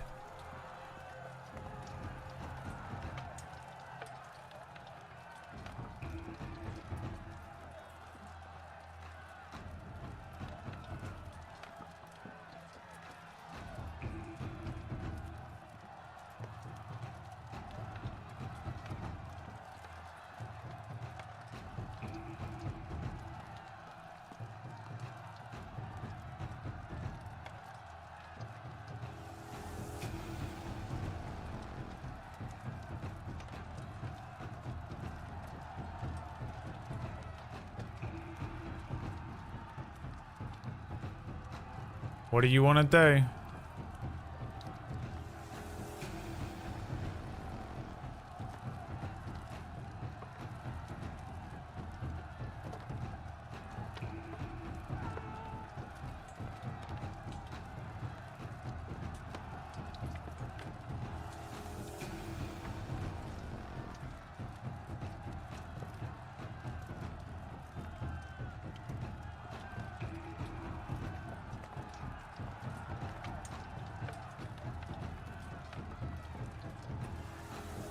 attacking. Which one? Pink or orange?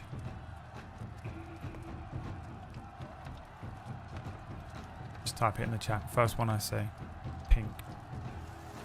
Roll me a d20. +5 to the attack.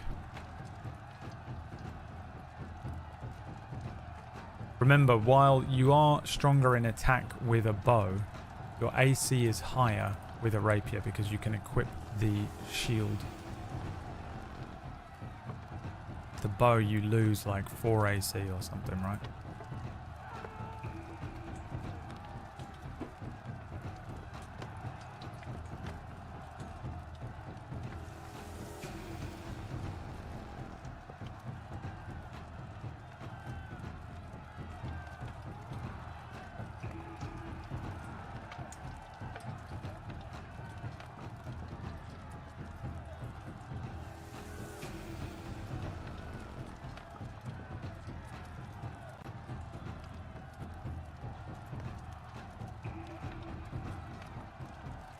A 5. +5. A miss.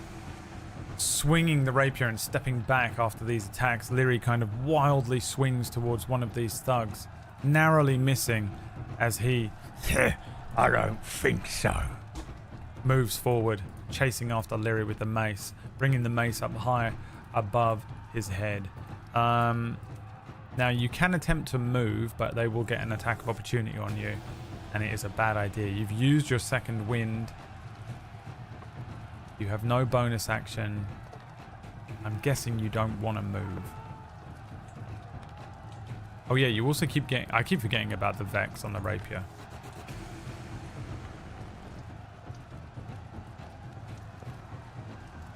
I'm just going to do something here. For myself to remind me. Too much to remember when I'm playing all of the characters as well. And having to do all of the stuff for you. D&D 5e-ish. Okay. I guess that's the end of your turn. Thugs, here they come again. With a slew of attacks. I'm also dying today. Okay, don't judge me. An 8, miss. An 18 is a hit. You take 5 more bludgeoning damage as another one crashes into you. The next thug's turn. A 13 is a miss. And a 17 is a miss. Missing with these attacks. But they are both just swinging maces towards Leary, who's ducking and weaving, bringing the shield up, parrying one, avoiding many attacks and sort of moving backwards. It's Leary's turn again. What does Leary do?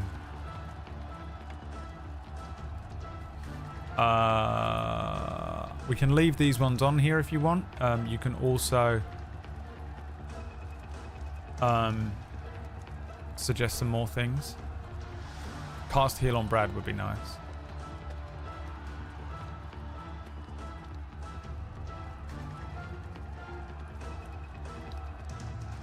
Any other suggestions from the chat room as to what Leary can do on this turn? You have one action. You have nothing else you can do on bonus actions, I don't think. Call out to patrons for an aiding spell. Win D&D option. I would like to win D&D. Win D&D. Let's put win D&D on there. I'll put call for Snotflap. Since you're just so desperate to win D&D. Defeat them both in a cutscene. I would like there at this point to be a cutscene that plays in which I defeat both of them by doing a triple backflip and chop off their heads with my toenails. Alright.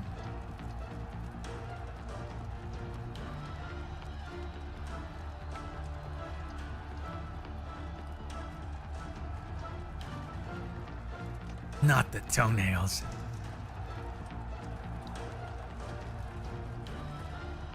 I'm sorry I always feel shit for running these. It's because I've felt shit the entire time we've been running these, and I don't... It doesn't matter as much if I'm just playing Minecraft, even though I'll still complain about it. But this is so much more difficult to run than just playing Minecraft and talking about the fact that I finished watching Season 2 of The Rig on Amazon Prime. You know? These are like running my energy stores into the ground.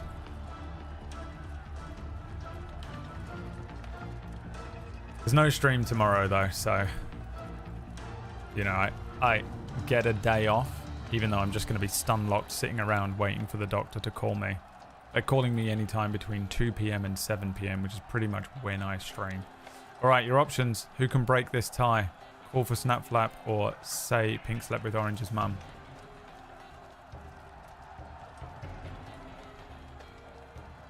The choice is you.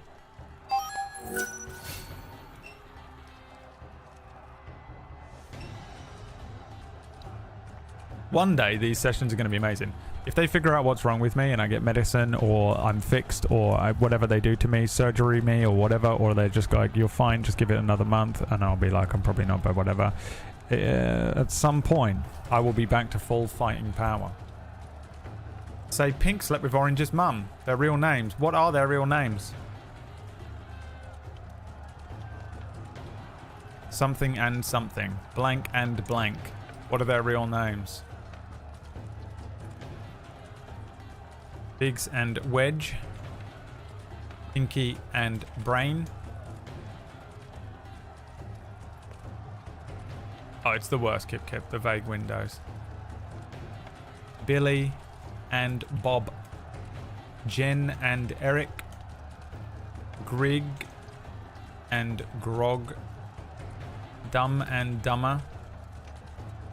Bruce and Bert Holt. That seems dangerous. You can't just be calling someone Bert Holt.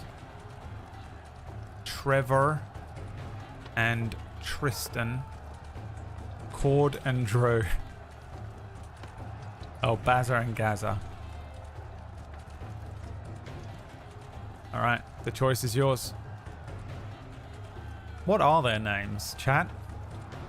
A fully procedurally generated D&D campaign before your very eyes. This isn't just a basic D&D campaign with improv. Everything is made up on the spot, with almost no prep beforehand. Except for I went, oh, it'd be cool if there was like a zombies waves of bandits attacking the pub. That would be cool. And that's all I thought about. And was like, I'll do that. Even if they get a teleport right at the beginning of the stream that they paid for rightfully with their money. I'm doing the thing that I'm planning because I have heart pain. Because I was in a hospital last week. Leave me alone and enjoy the game. Thank you for the money. I appreciate it, even though I sound like I'm grumbling all the time. This could literally be your last session. So enjoy it and shut up. Cord and Drew, obviously. Now this is... You made it weird, really, Ratch, by suggesting Cord and Drew. But... I'm gonna actually change their names as well. Pink is Cord. Orange is Drew, obviously. Constantly under attack. Haha, you don't have TikTok anymore. Haha. Does it work with a VPN? Can you just install a VPN on your phone? I'll give you my login for NordVPN. I think I've got like multiple accounts, or like you can have multiple things. Corridon Drew. Yeah, I think Leary kind of under attack from these multiple things recognizes, and through this is able to figure out their names as per the curse that Leary has, which is the target automatically knows the first name of everyone they meet. So sort of pulling that strange divination curse, Leary says, Wait. Cord? Drew? Drew, you know Cord slept with your mum, right? I'm going to need a deception check from you in the chat room, please. You have a +3 to this. You have a high charisma stat. Exclamation point. Roll d20.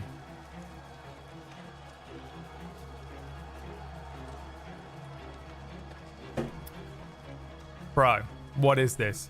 Not only did they vote to name these thugs Cord and Drew, and then vote, the vote came after we had already known that they were going to say Pink slept with Orange's mum, but then Ratch suggested that they be called Cord and Drew, knowing that the plan was to say that one would have slept with the other one's mum.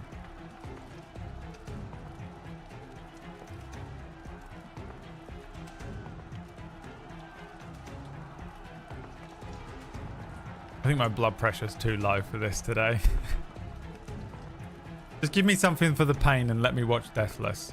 That's all I want to do. What did you get? A 9? +3 is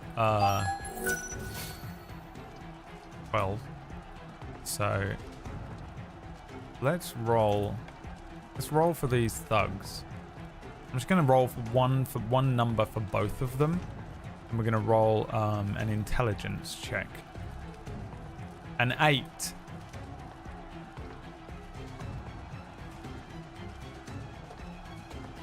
I think this is successful because they're so stupid. Cord and Drew look really similar as well. And they look to each other and... So Pink slept with Orange's mum. So Cord says, "No, I never." And Drew says, "What? Why would you do that? She's my mother." And starts crying. Cord says, "It's a lie, is it? That's a lie. You're telling a filthy lie. Oh, I can't believe you slept with my mother." This will give Drew disadvantage on, let's say, 1d4 attacks. The next 4 attacks he makes. That's the end of your turn. Made him cry. Pie. Yeah. It's Cord's turn. Now, Cord knows you're lying. So, you know, it's not gonna confuse him. So he is going to attack with advantage. 14, 12, and miss. Drew, upset, is going to attack. I think if you'd rolled higher, I would have had him potentially attack Cord. But I don't think you rolled high enough. I think he's just confused and stupid. So he's going to attack with... he has advantage and disadvantage, which cancels it out. So we just take the first number. Which is a 15, a miss. And an 18, he still hits. I can't believe he slept with my mother. Bong! Just thwack. Hits Leary over the head. And now your HP is... Oh, Jesus. And now your HP is... Oh, Christ. And now your HP is... What was it on? Why does it say I? Jesus fucking Christ. What was it on? 30? Was it on 30? So you got 22 HP. Stumbling backwards. You take a little bit of damage there. Now on 22 out of 46 HP. Leary. This round, significantly more difficult. Now he has still got disadvantage on his next 2 attacks. He made 2 attacks and missed with them. But what does Leary do? You have one action. I'll put the classic options in there. Attack with the melee rapier, which is has Vex on it. You can disengage and try to run. I think they can probably catch you pretty quickly, but it's up to you. You could try moving without disengaging, which isn't an action, so we'll just leave it to the actions. You can try dodging, which gives them a disadvantage. You can use a potion of temporary HP, which I think is a D10. You can summon Diablos. Any other choices? Run through the window. Console Drew. This is so typical of Cord.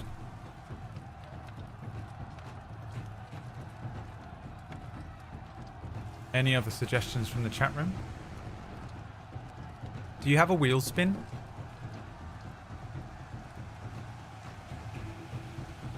Did I miss one?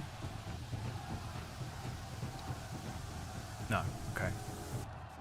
Well, thanks for the gift sub, Nayanar. Ask them if they know they share a wife. On an 8.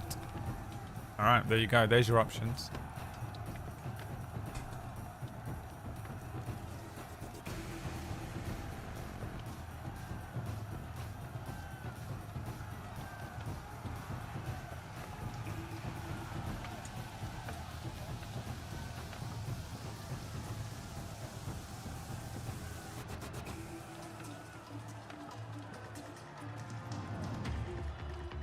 Keep getting these random heart pains over this weekend, and I think it's when my heart rate comes down, but I haven't actually had actual stabbing pains in my heart this entire time, and I'm like trying not to freak out about it. Like, of course I get an ECG and then I start getting heart pains.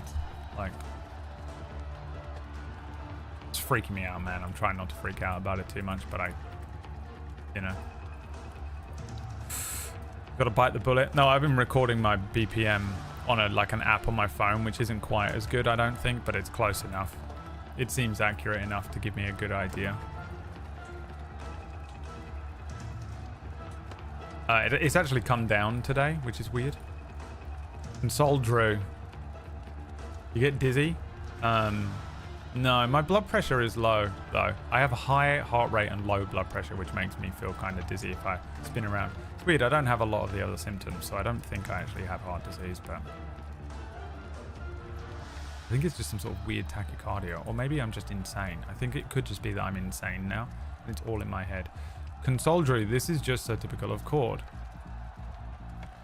Yeah, you can console Drew. How? What do you say? What do you say to console Drew? This is so typical of Cord. What do you say? I don't drink a lot of caffeine, no. I basically don't drink any anymore. It's just gas. If it's gas, if I've had bad gas since May, I will kill myself. I'll be your best friend. Cord is a bastard.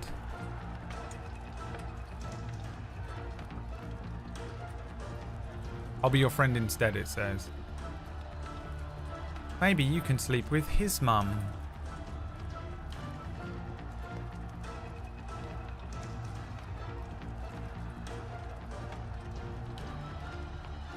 I'm sorry you had to find out this way, but I couldn't keep that lie. You're your own man. You don't need Cord's friendship. He's always been like this, ever since you were kids together with your mutual parents, one of which is your mum. Maybe you can sleep with his dad. There you go, there's your options. Which one do you want to say? Which one do you want to say?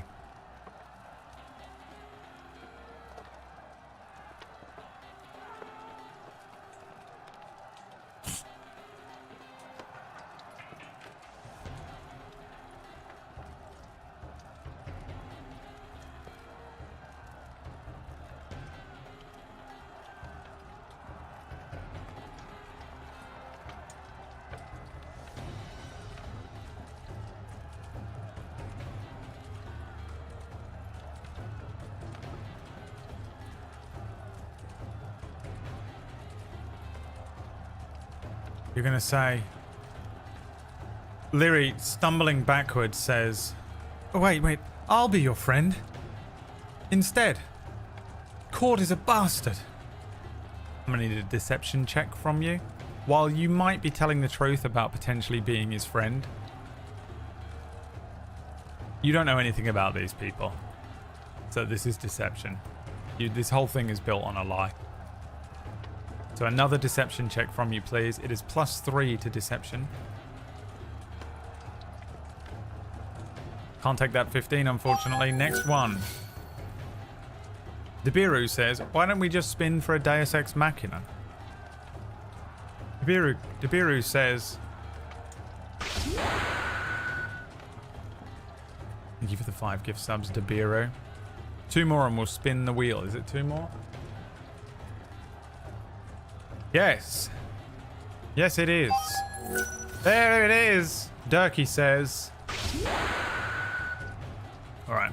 So you got a 20, a natural 20. Nice. Chat says... Alright, let's spin the wheel and then we'll see what happens. You get an instant potion. This could be very useful. Do I have a potion table? Can't remember if I made a new one or not. Yeah, I did. Roll me a d20, chat. I think we see Lyri sort of stumbling back. I'll be your friend instead. Cord is a bastard. No, Drew is a bastard. No, Cord is a bastard. This one's Cord. They're both Drew. Cord. This one's Cord. And Drew says, you will? You'll be my friend? He is a bastard. You are a bastard. You know that. Cord says, she's lying. They done making stuff up about us. No, you're a bastard. And he brings up his mace. Drew has joined the party.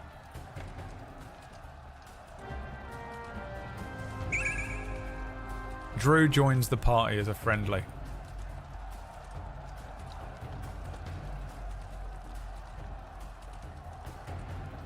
Now, what number did you get on your D20?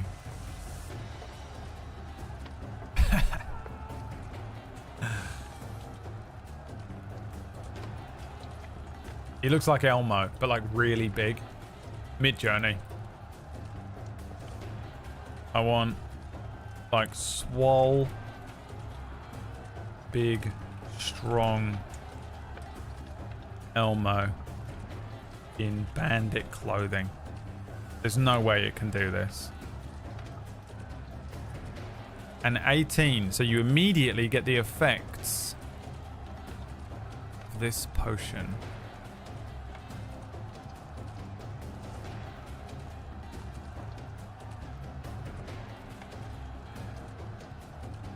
Oh no, this is the wrong one. This is for non-canon. Hold on.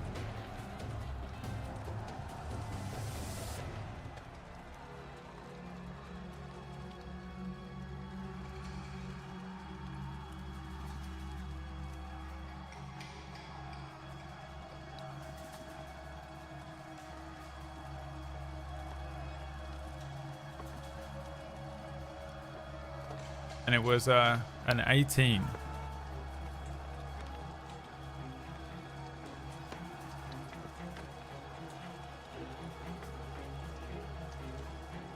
So this one's a weird one.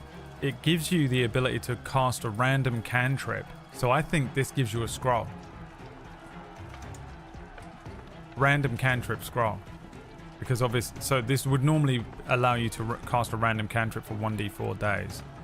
So we're just going to give you a scroll. A cantrip.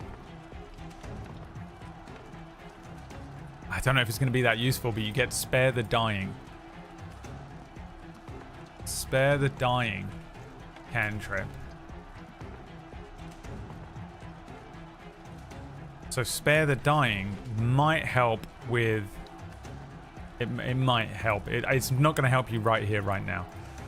Necromancy. With touch, you have to touch a living creature that has 0 hit points You touch a living creature that has 0 hit points, the creature becomes stable. This spell has no effect on undead or constructs. So this would only really work on your companions, I think. But for now, it's possible it could come in handy. You do have the ability to use Spare the Dying on your companions.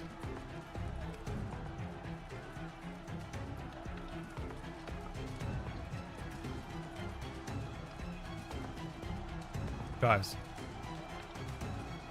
this is what he looks like. What D&D race is that? Hobgoblin? Drew and Cord are hobgoblins. This is what he looks like. Bugbear? That makes more sense because they're dumb, aren't they? They're low in. Let me write it down. Drew and Cord are big red bugbears that look like Elmo, that look like Swole Elmo. They are dumb. Red Hulk.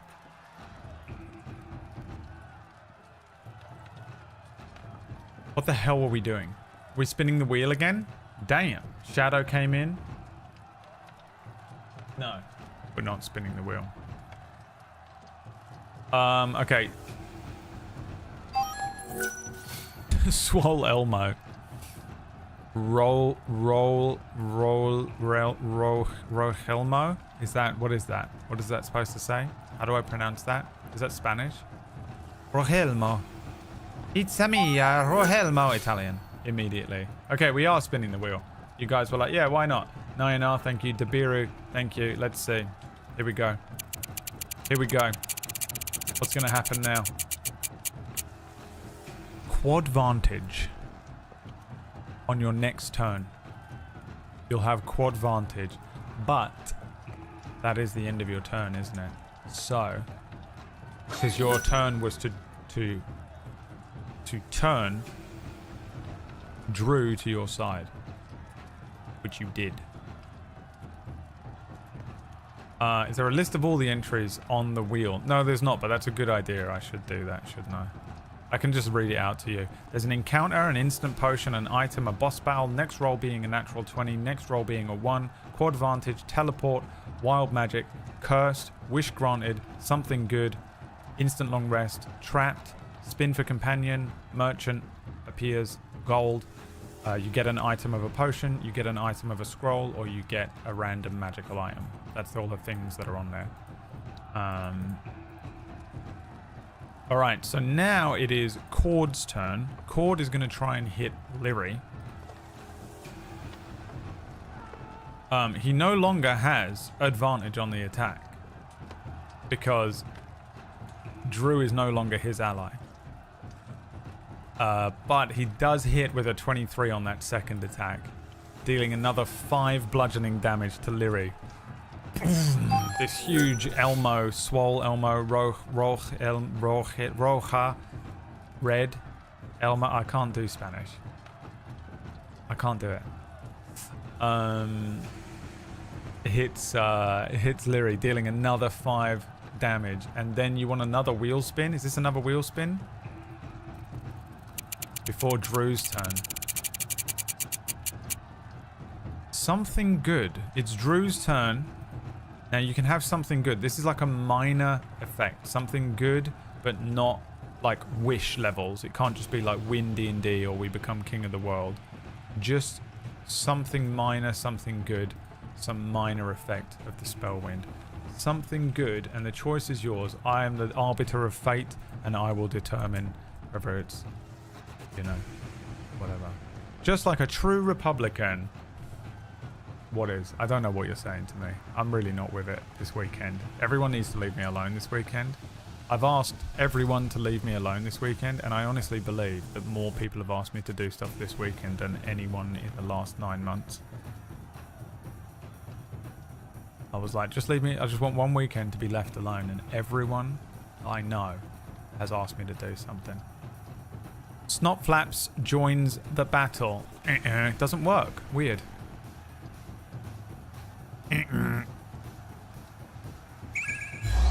No!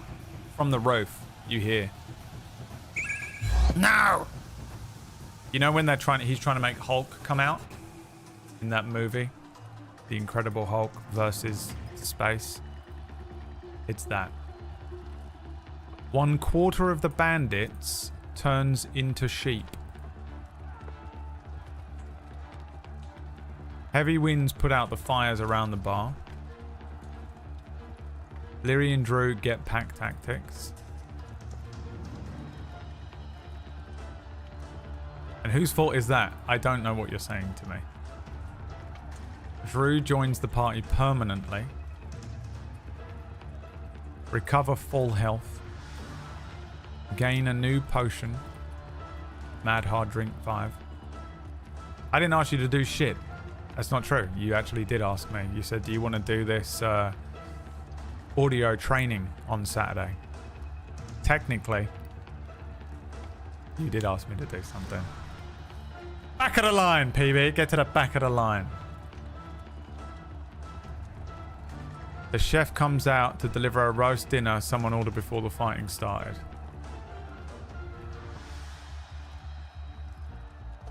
One of the bandits remarks how cool we look. A barmaid named Sarah enters and 2 bandits fight over her. The fire becomes a fire elemental with no loyalties. Away you go. You said you needed training and I told you when I would be free, so technically, you know who you are? You're that guy who will not take accountability on World of Warcraft. And everyone in the World of Warcraft community went absolutely insane. Or me. Yeah. I take accountability after the fact a lot of the time. I'm quite good at taking accountability, but I enjoy not taking accountability. But I know that I can. Whereas that guy, all those, you know, every sociopath that's playing WoW over the last fucking 2 weeks, I don't even care about any of it, but I saw the entire thing on TikTok. Remember TikTok Americans? Takes accountability. Alone in his room at 3 a.m. I do that. Yeah, that's just called horrendous. I've changed my mind and I'm feeling really guilty. You take accountability in your bed at 2 a.m. to yourself and no one else hears about it. Well, I don't do enough really, really wrong, do I? To have to take accountability for. I feel like this is one of those things where you find out all your friends bitch about you about this one thing. They're like, he never takes accountability for anything he does. He's such an asshole. And it's like, okay, fuck. I mean, it probably is true. I can believe that about me for real. But I also don't think I'm enough of a dickhead for it to matter. You know, it's not like I'm out there just like sleeping with your wife and your mum. You know, it's not like I ran away from the guild during a raid. Or something that matters. Imagine something mattering. Like fucking Cord. We don't bitch, we just accept you for who you are. Alright, well we all bitch about you, so. Drew joins the party permanently. I accept that.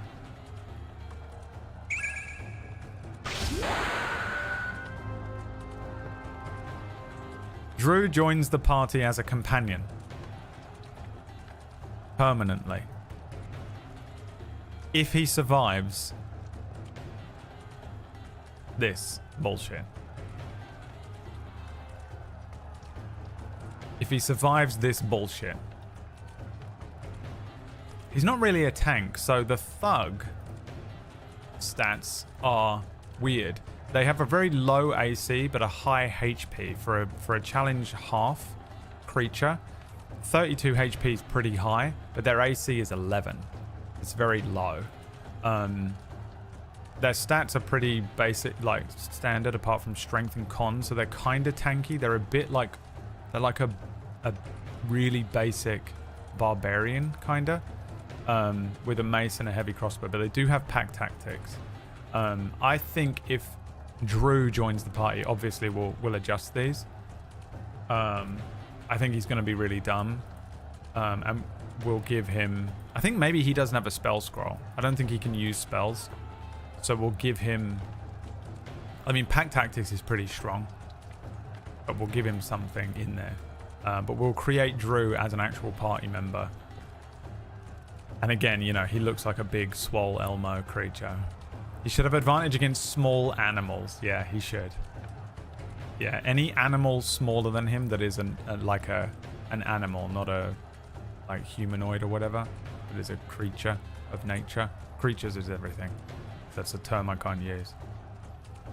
But yeah, if he survives this, he will join as a thing, as an actual NPC companion. Okay, accepted. There you go. Thank you for the subs, everyone. I appreciate it. Swellmo. I'm a dog. My ears perk up every time. Well, Drew can't read a scroll is so funny. Oh, my heart, dude. I'm really... I don't know why it hurts so much. I feel like I need to fucking... I don't know what. Do nothing. Just sit with the pain for longer until they help me. Okay. It is Drew's turn. He has advantage to strike Cord. So here we go. 2 attacks coming in. He's got to beat an 11. They both hit. That's a dirty 20.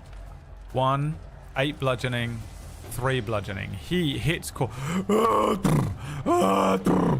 Just crying and striking Cord. Cord sort of like, stop it, Drew. Oh, get off me. What they're lying. Boom. Boom. Getting smacked and deals 11 bludgeoning damage to Cord. It is now Lyri's turn. Is Lyri just attacking? You can type yes or no in the chat. Now is the chance to potentially just attack. If it's not and you want to do something creative again, we can go to a poll. But I feel like at this point you're probably just going to try and attack, right? Yes, yes, yes, yes. No, no. Yes, yes.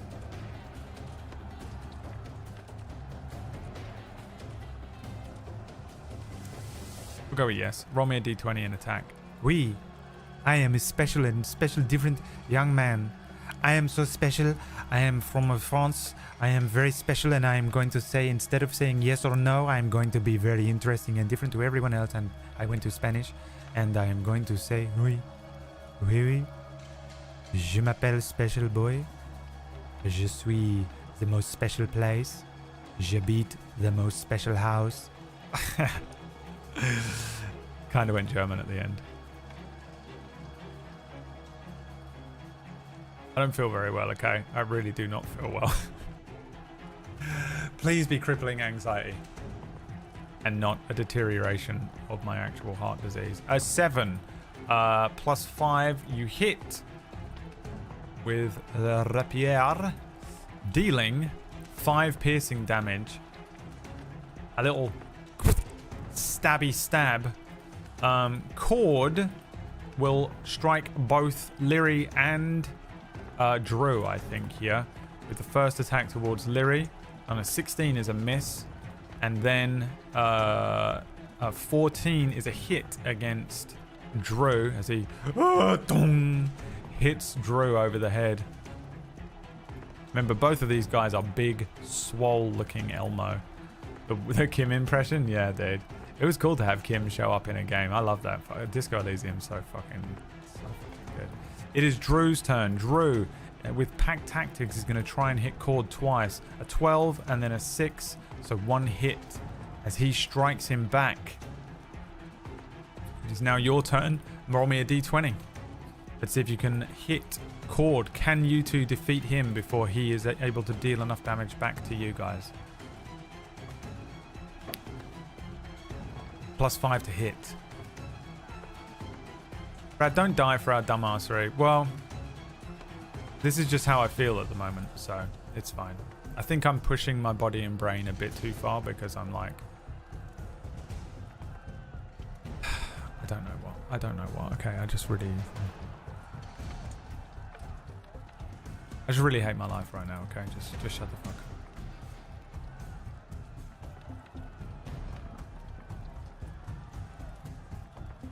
Keep rolling. You know what time it is.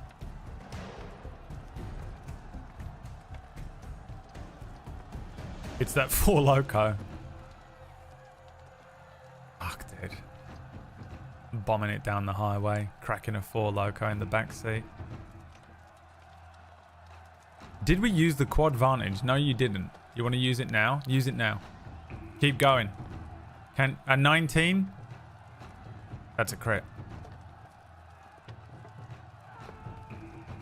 So you can keep rolling if you want, but it's still just going to be a crit anyway. I think one of these up here is a crit attack. There it is. You deal. You kill him. I think Leary and Drew striking at this thing. Leary sort of like ducks down under one of these attacks from Cords. You see Drew bring his mace down and crack Cord, stumbling Cord backwards, leaving an opening for Leary, who just does one of those like blinding moves where they just appear behind Cord, and then Cord turns around and his head, the top of his head, slides off.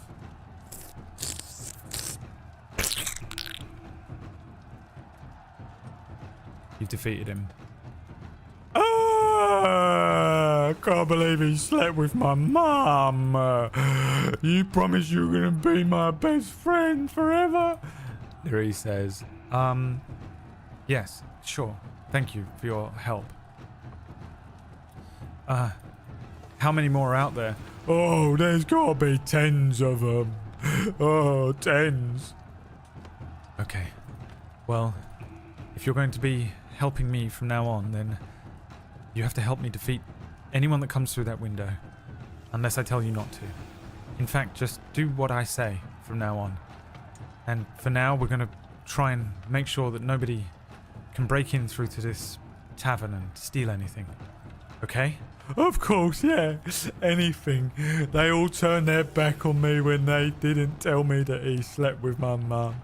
Do you know that his mum is my mum? Oh. I mean, that's awful. That's extra awful. I'm glad he's dead. I hate him. I've always hated him. Drew joins the party. Now we gotta make Drew. Now we gotta make Drew as an official character. How do we do this? I guess we just turn this character into Drew. Medium humanoid.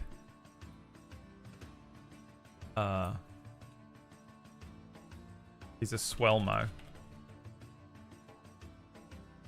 Any non-good alliance? I think he's just neutral.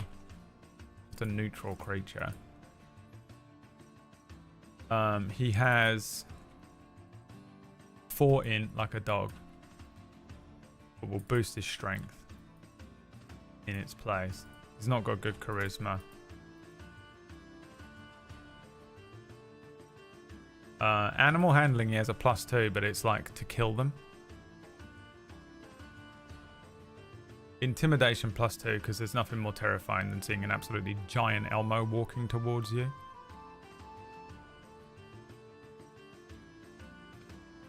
That's probably it, isn't it? Any one language? Yeah, he speaks common. He can only speak common. Okay. Now, he doesn't have a scroll, but in his place, he does have advantage against small animals.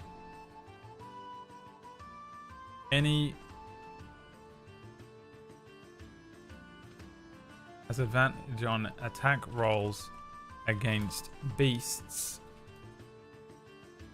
that are medium or smaller.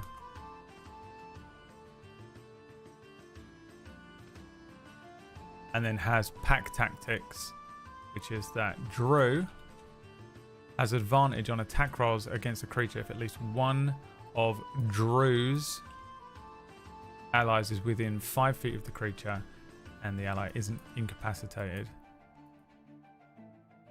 He loses multi-attack, but he does gain... What would Drew attack with? Instead of a mace.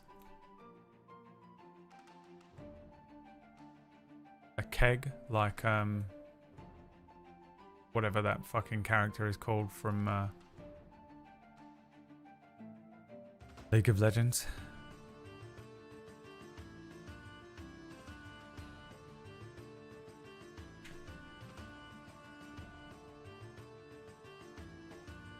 A stein, a beer stein.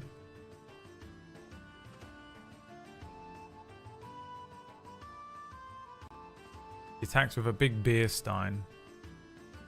And so he will have now +5 to his attack on bludgeoning.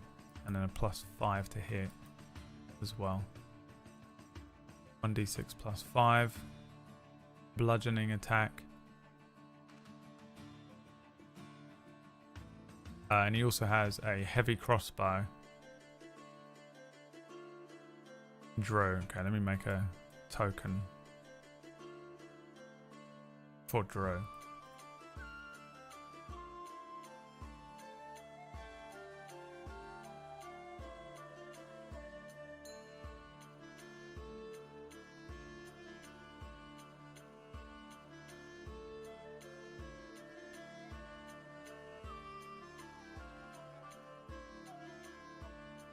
You paid for this before you're like, what the fuck is happening?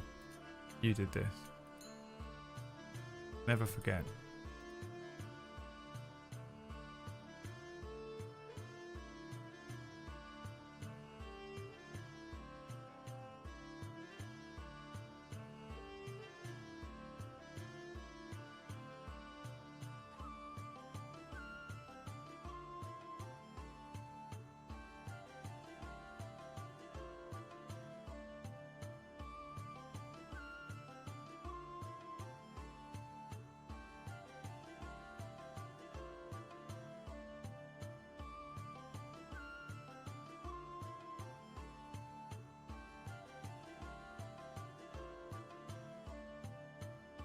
Brad's just going to daydream about this being real.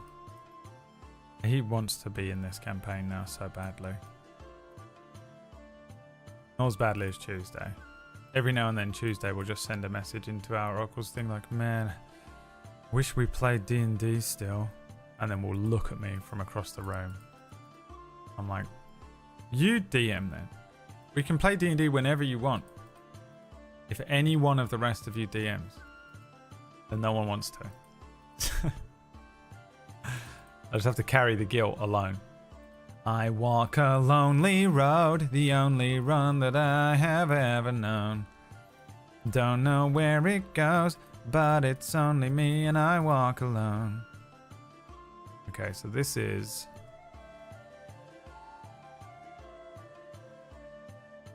Wait, did I not save this? Oh. This is Drew.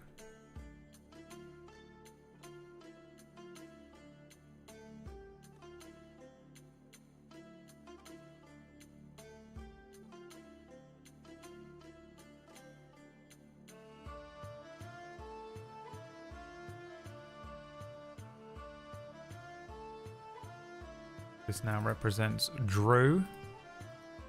This represents Drew's HP, which is currently at 28.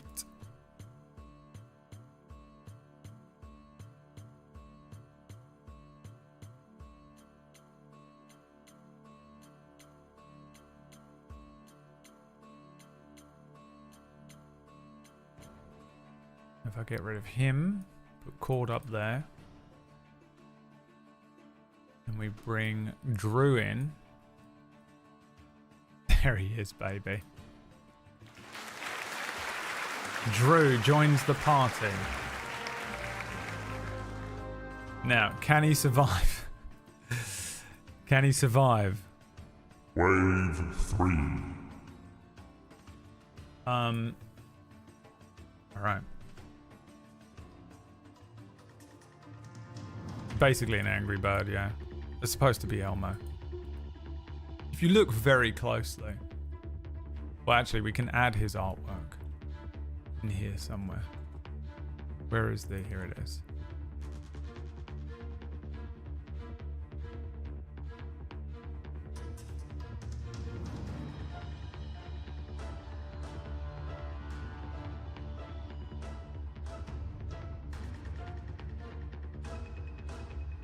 Can we get a beer for our man? He's got a beer. He's fighting with a beer stein, guys. He has a giant beer stein in his hand. If you look really carefully, it is not actually a beak. It is sort of just a weird orange fleshy mouth. He's in modern cargo pants and army wear. Drew joins the party. Now then, it is downtime. So you need to roll me a d20. That was wave 2, right? So, yeah, wave 2. Kara the Silent defeats both of these thugs. Lancelot defeats both of these thugs.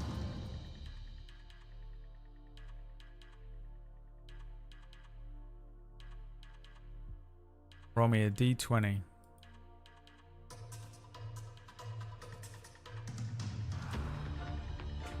$12. So you regain 1d6 HP, 3 HP, and a use of second wind. 1d10 plus 3. Now another 10.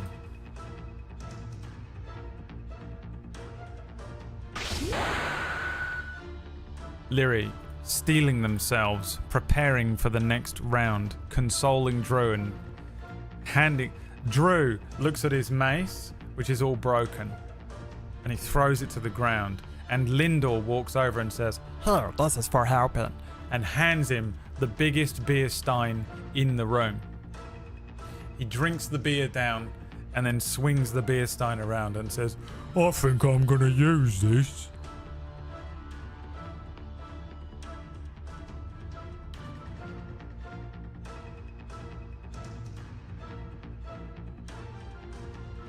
The giant beer stein. Is that the one we fixed? Not a keg. A stein is like a... It looks like this. It looks like a tankard or something, you know. But it's like a classic, like one of these things. Mug. I know that saying synonyms doesn't always help because you might be foreign. So picture. There's a picture. Okay. Now, you need to do, the D8, the dynamic event. Another 6. The ambush.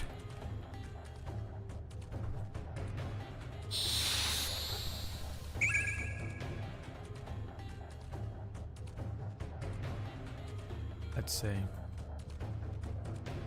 The ambush. Suddenly,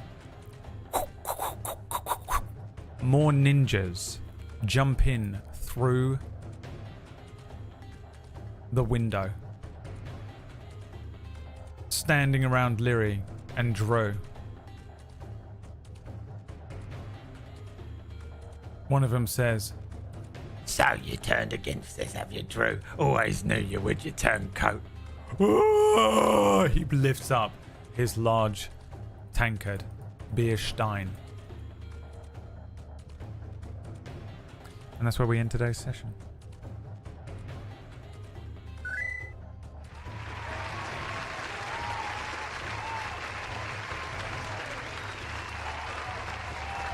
because I don't feel well. Also, 2 rounds this week, 2 rounds next week. Round 3. Let's write down what is happening. Round 3.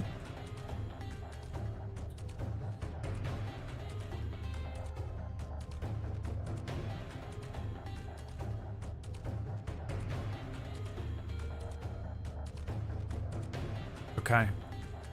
Martin's free men continue to attempt to take the Crossroads Tavern's food and gold, while Leary, Lancelot, Kara the Silent, and Drew defend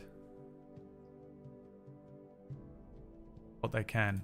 Survive all of the rounds for a special bonus. Thanks for watching, everyone. I hope you enjoyed it. Slightly shorter than I was planning on going, but also I don't feel great today, and I think I need to just go and quietly die in a corner. I've been playing Marvel Rivals to keep my brain off of thinking. It's very good for that.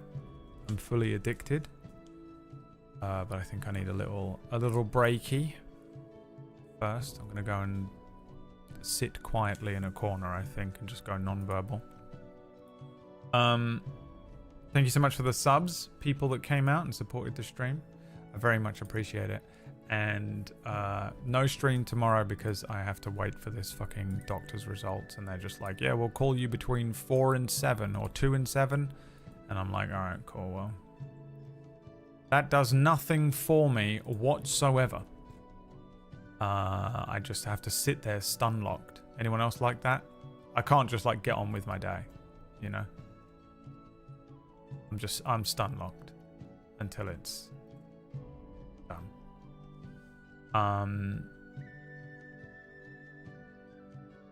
So that's it. That's the end. So no stream tomorrow, and we'll play Minecraft on Tuesday, unless I'm like completely spazzed out by whatever the results are. It's very possible they're going to be like, you have 6 weeks to live, and I'm just going to, this could be the last stream I ever do. And if that's the case, I'll see you on the other side, baby. Bye. Bye, bye, bye, bye.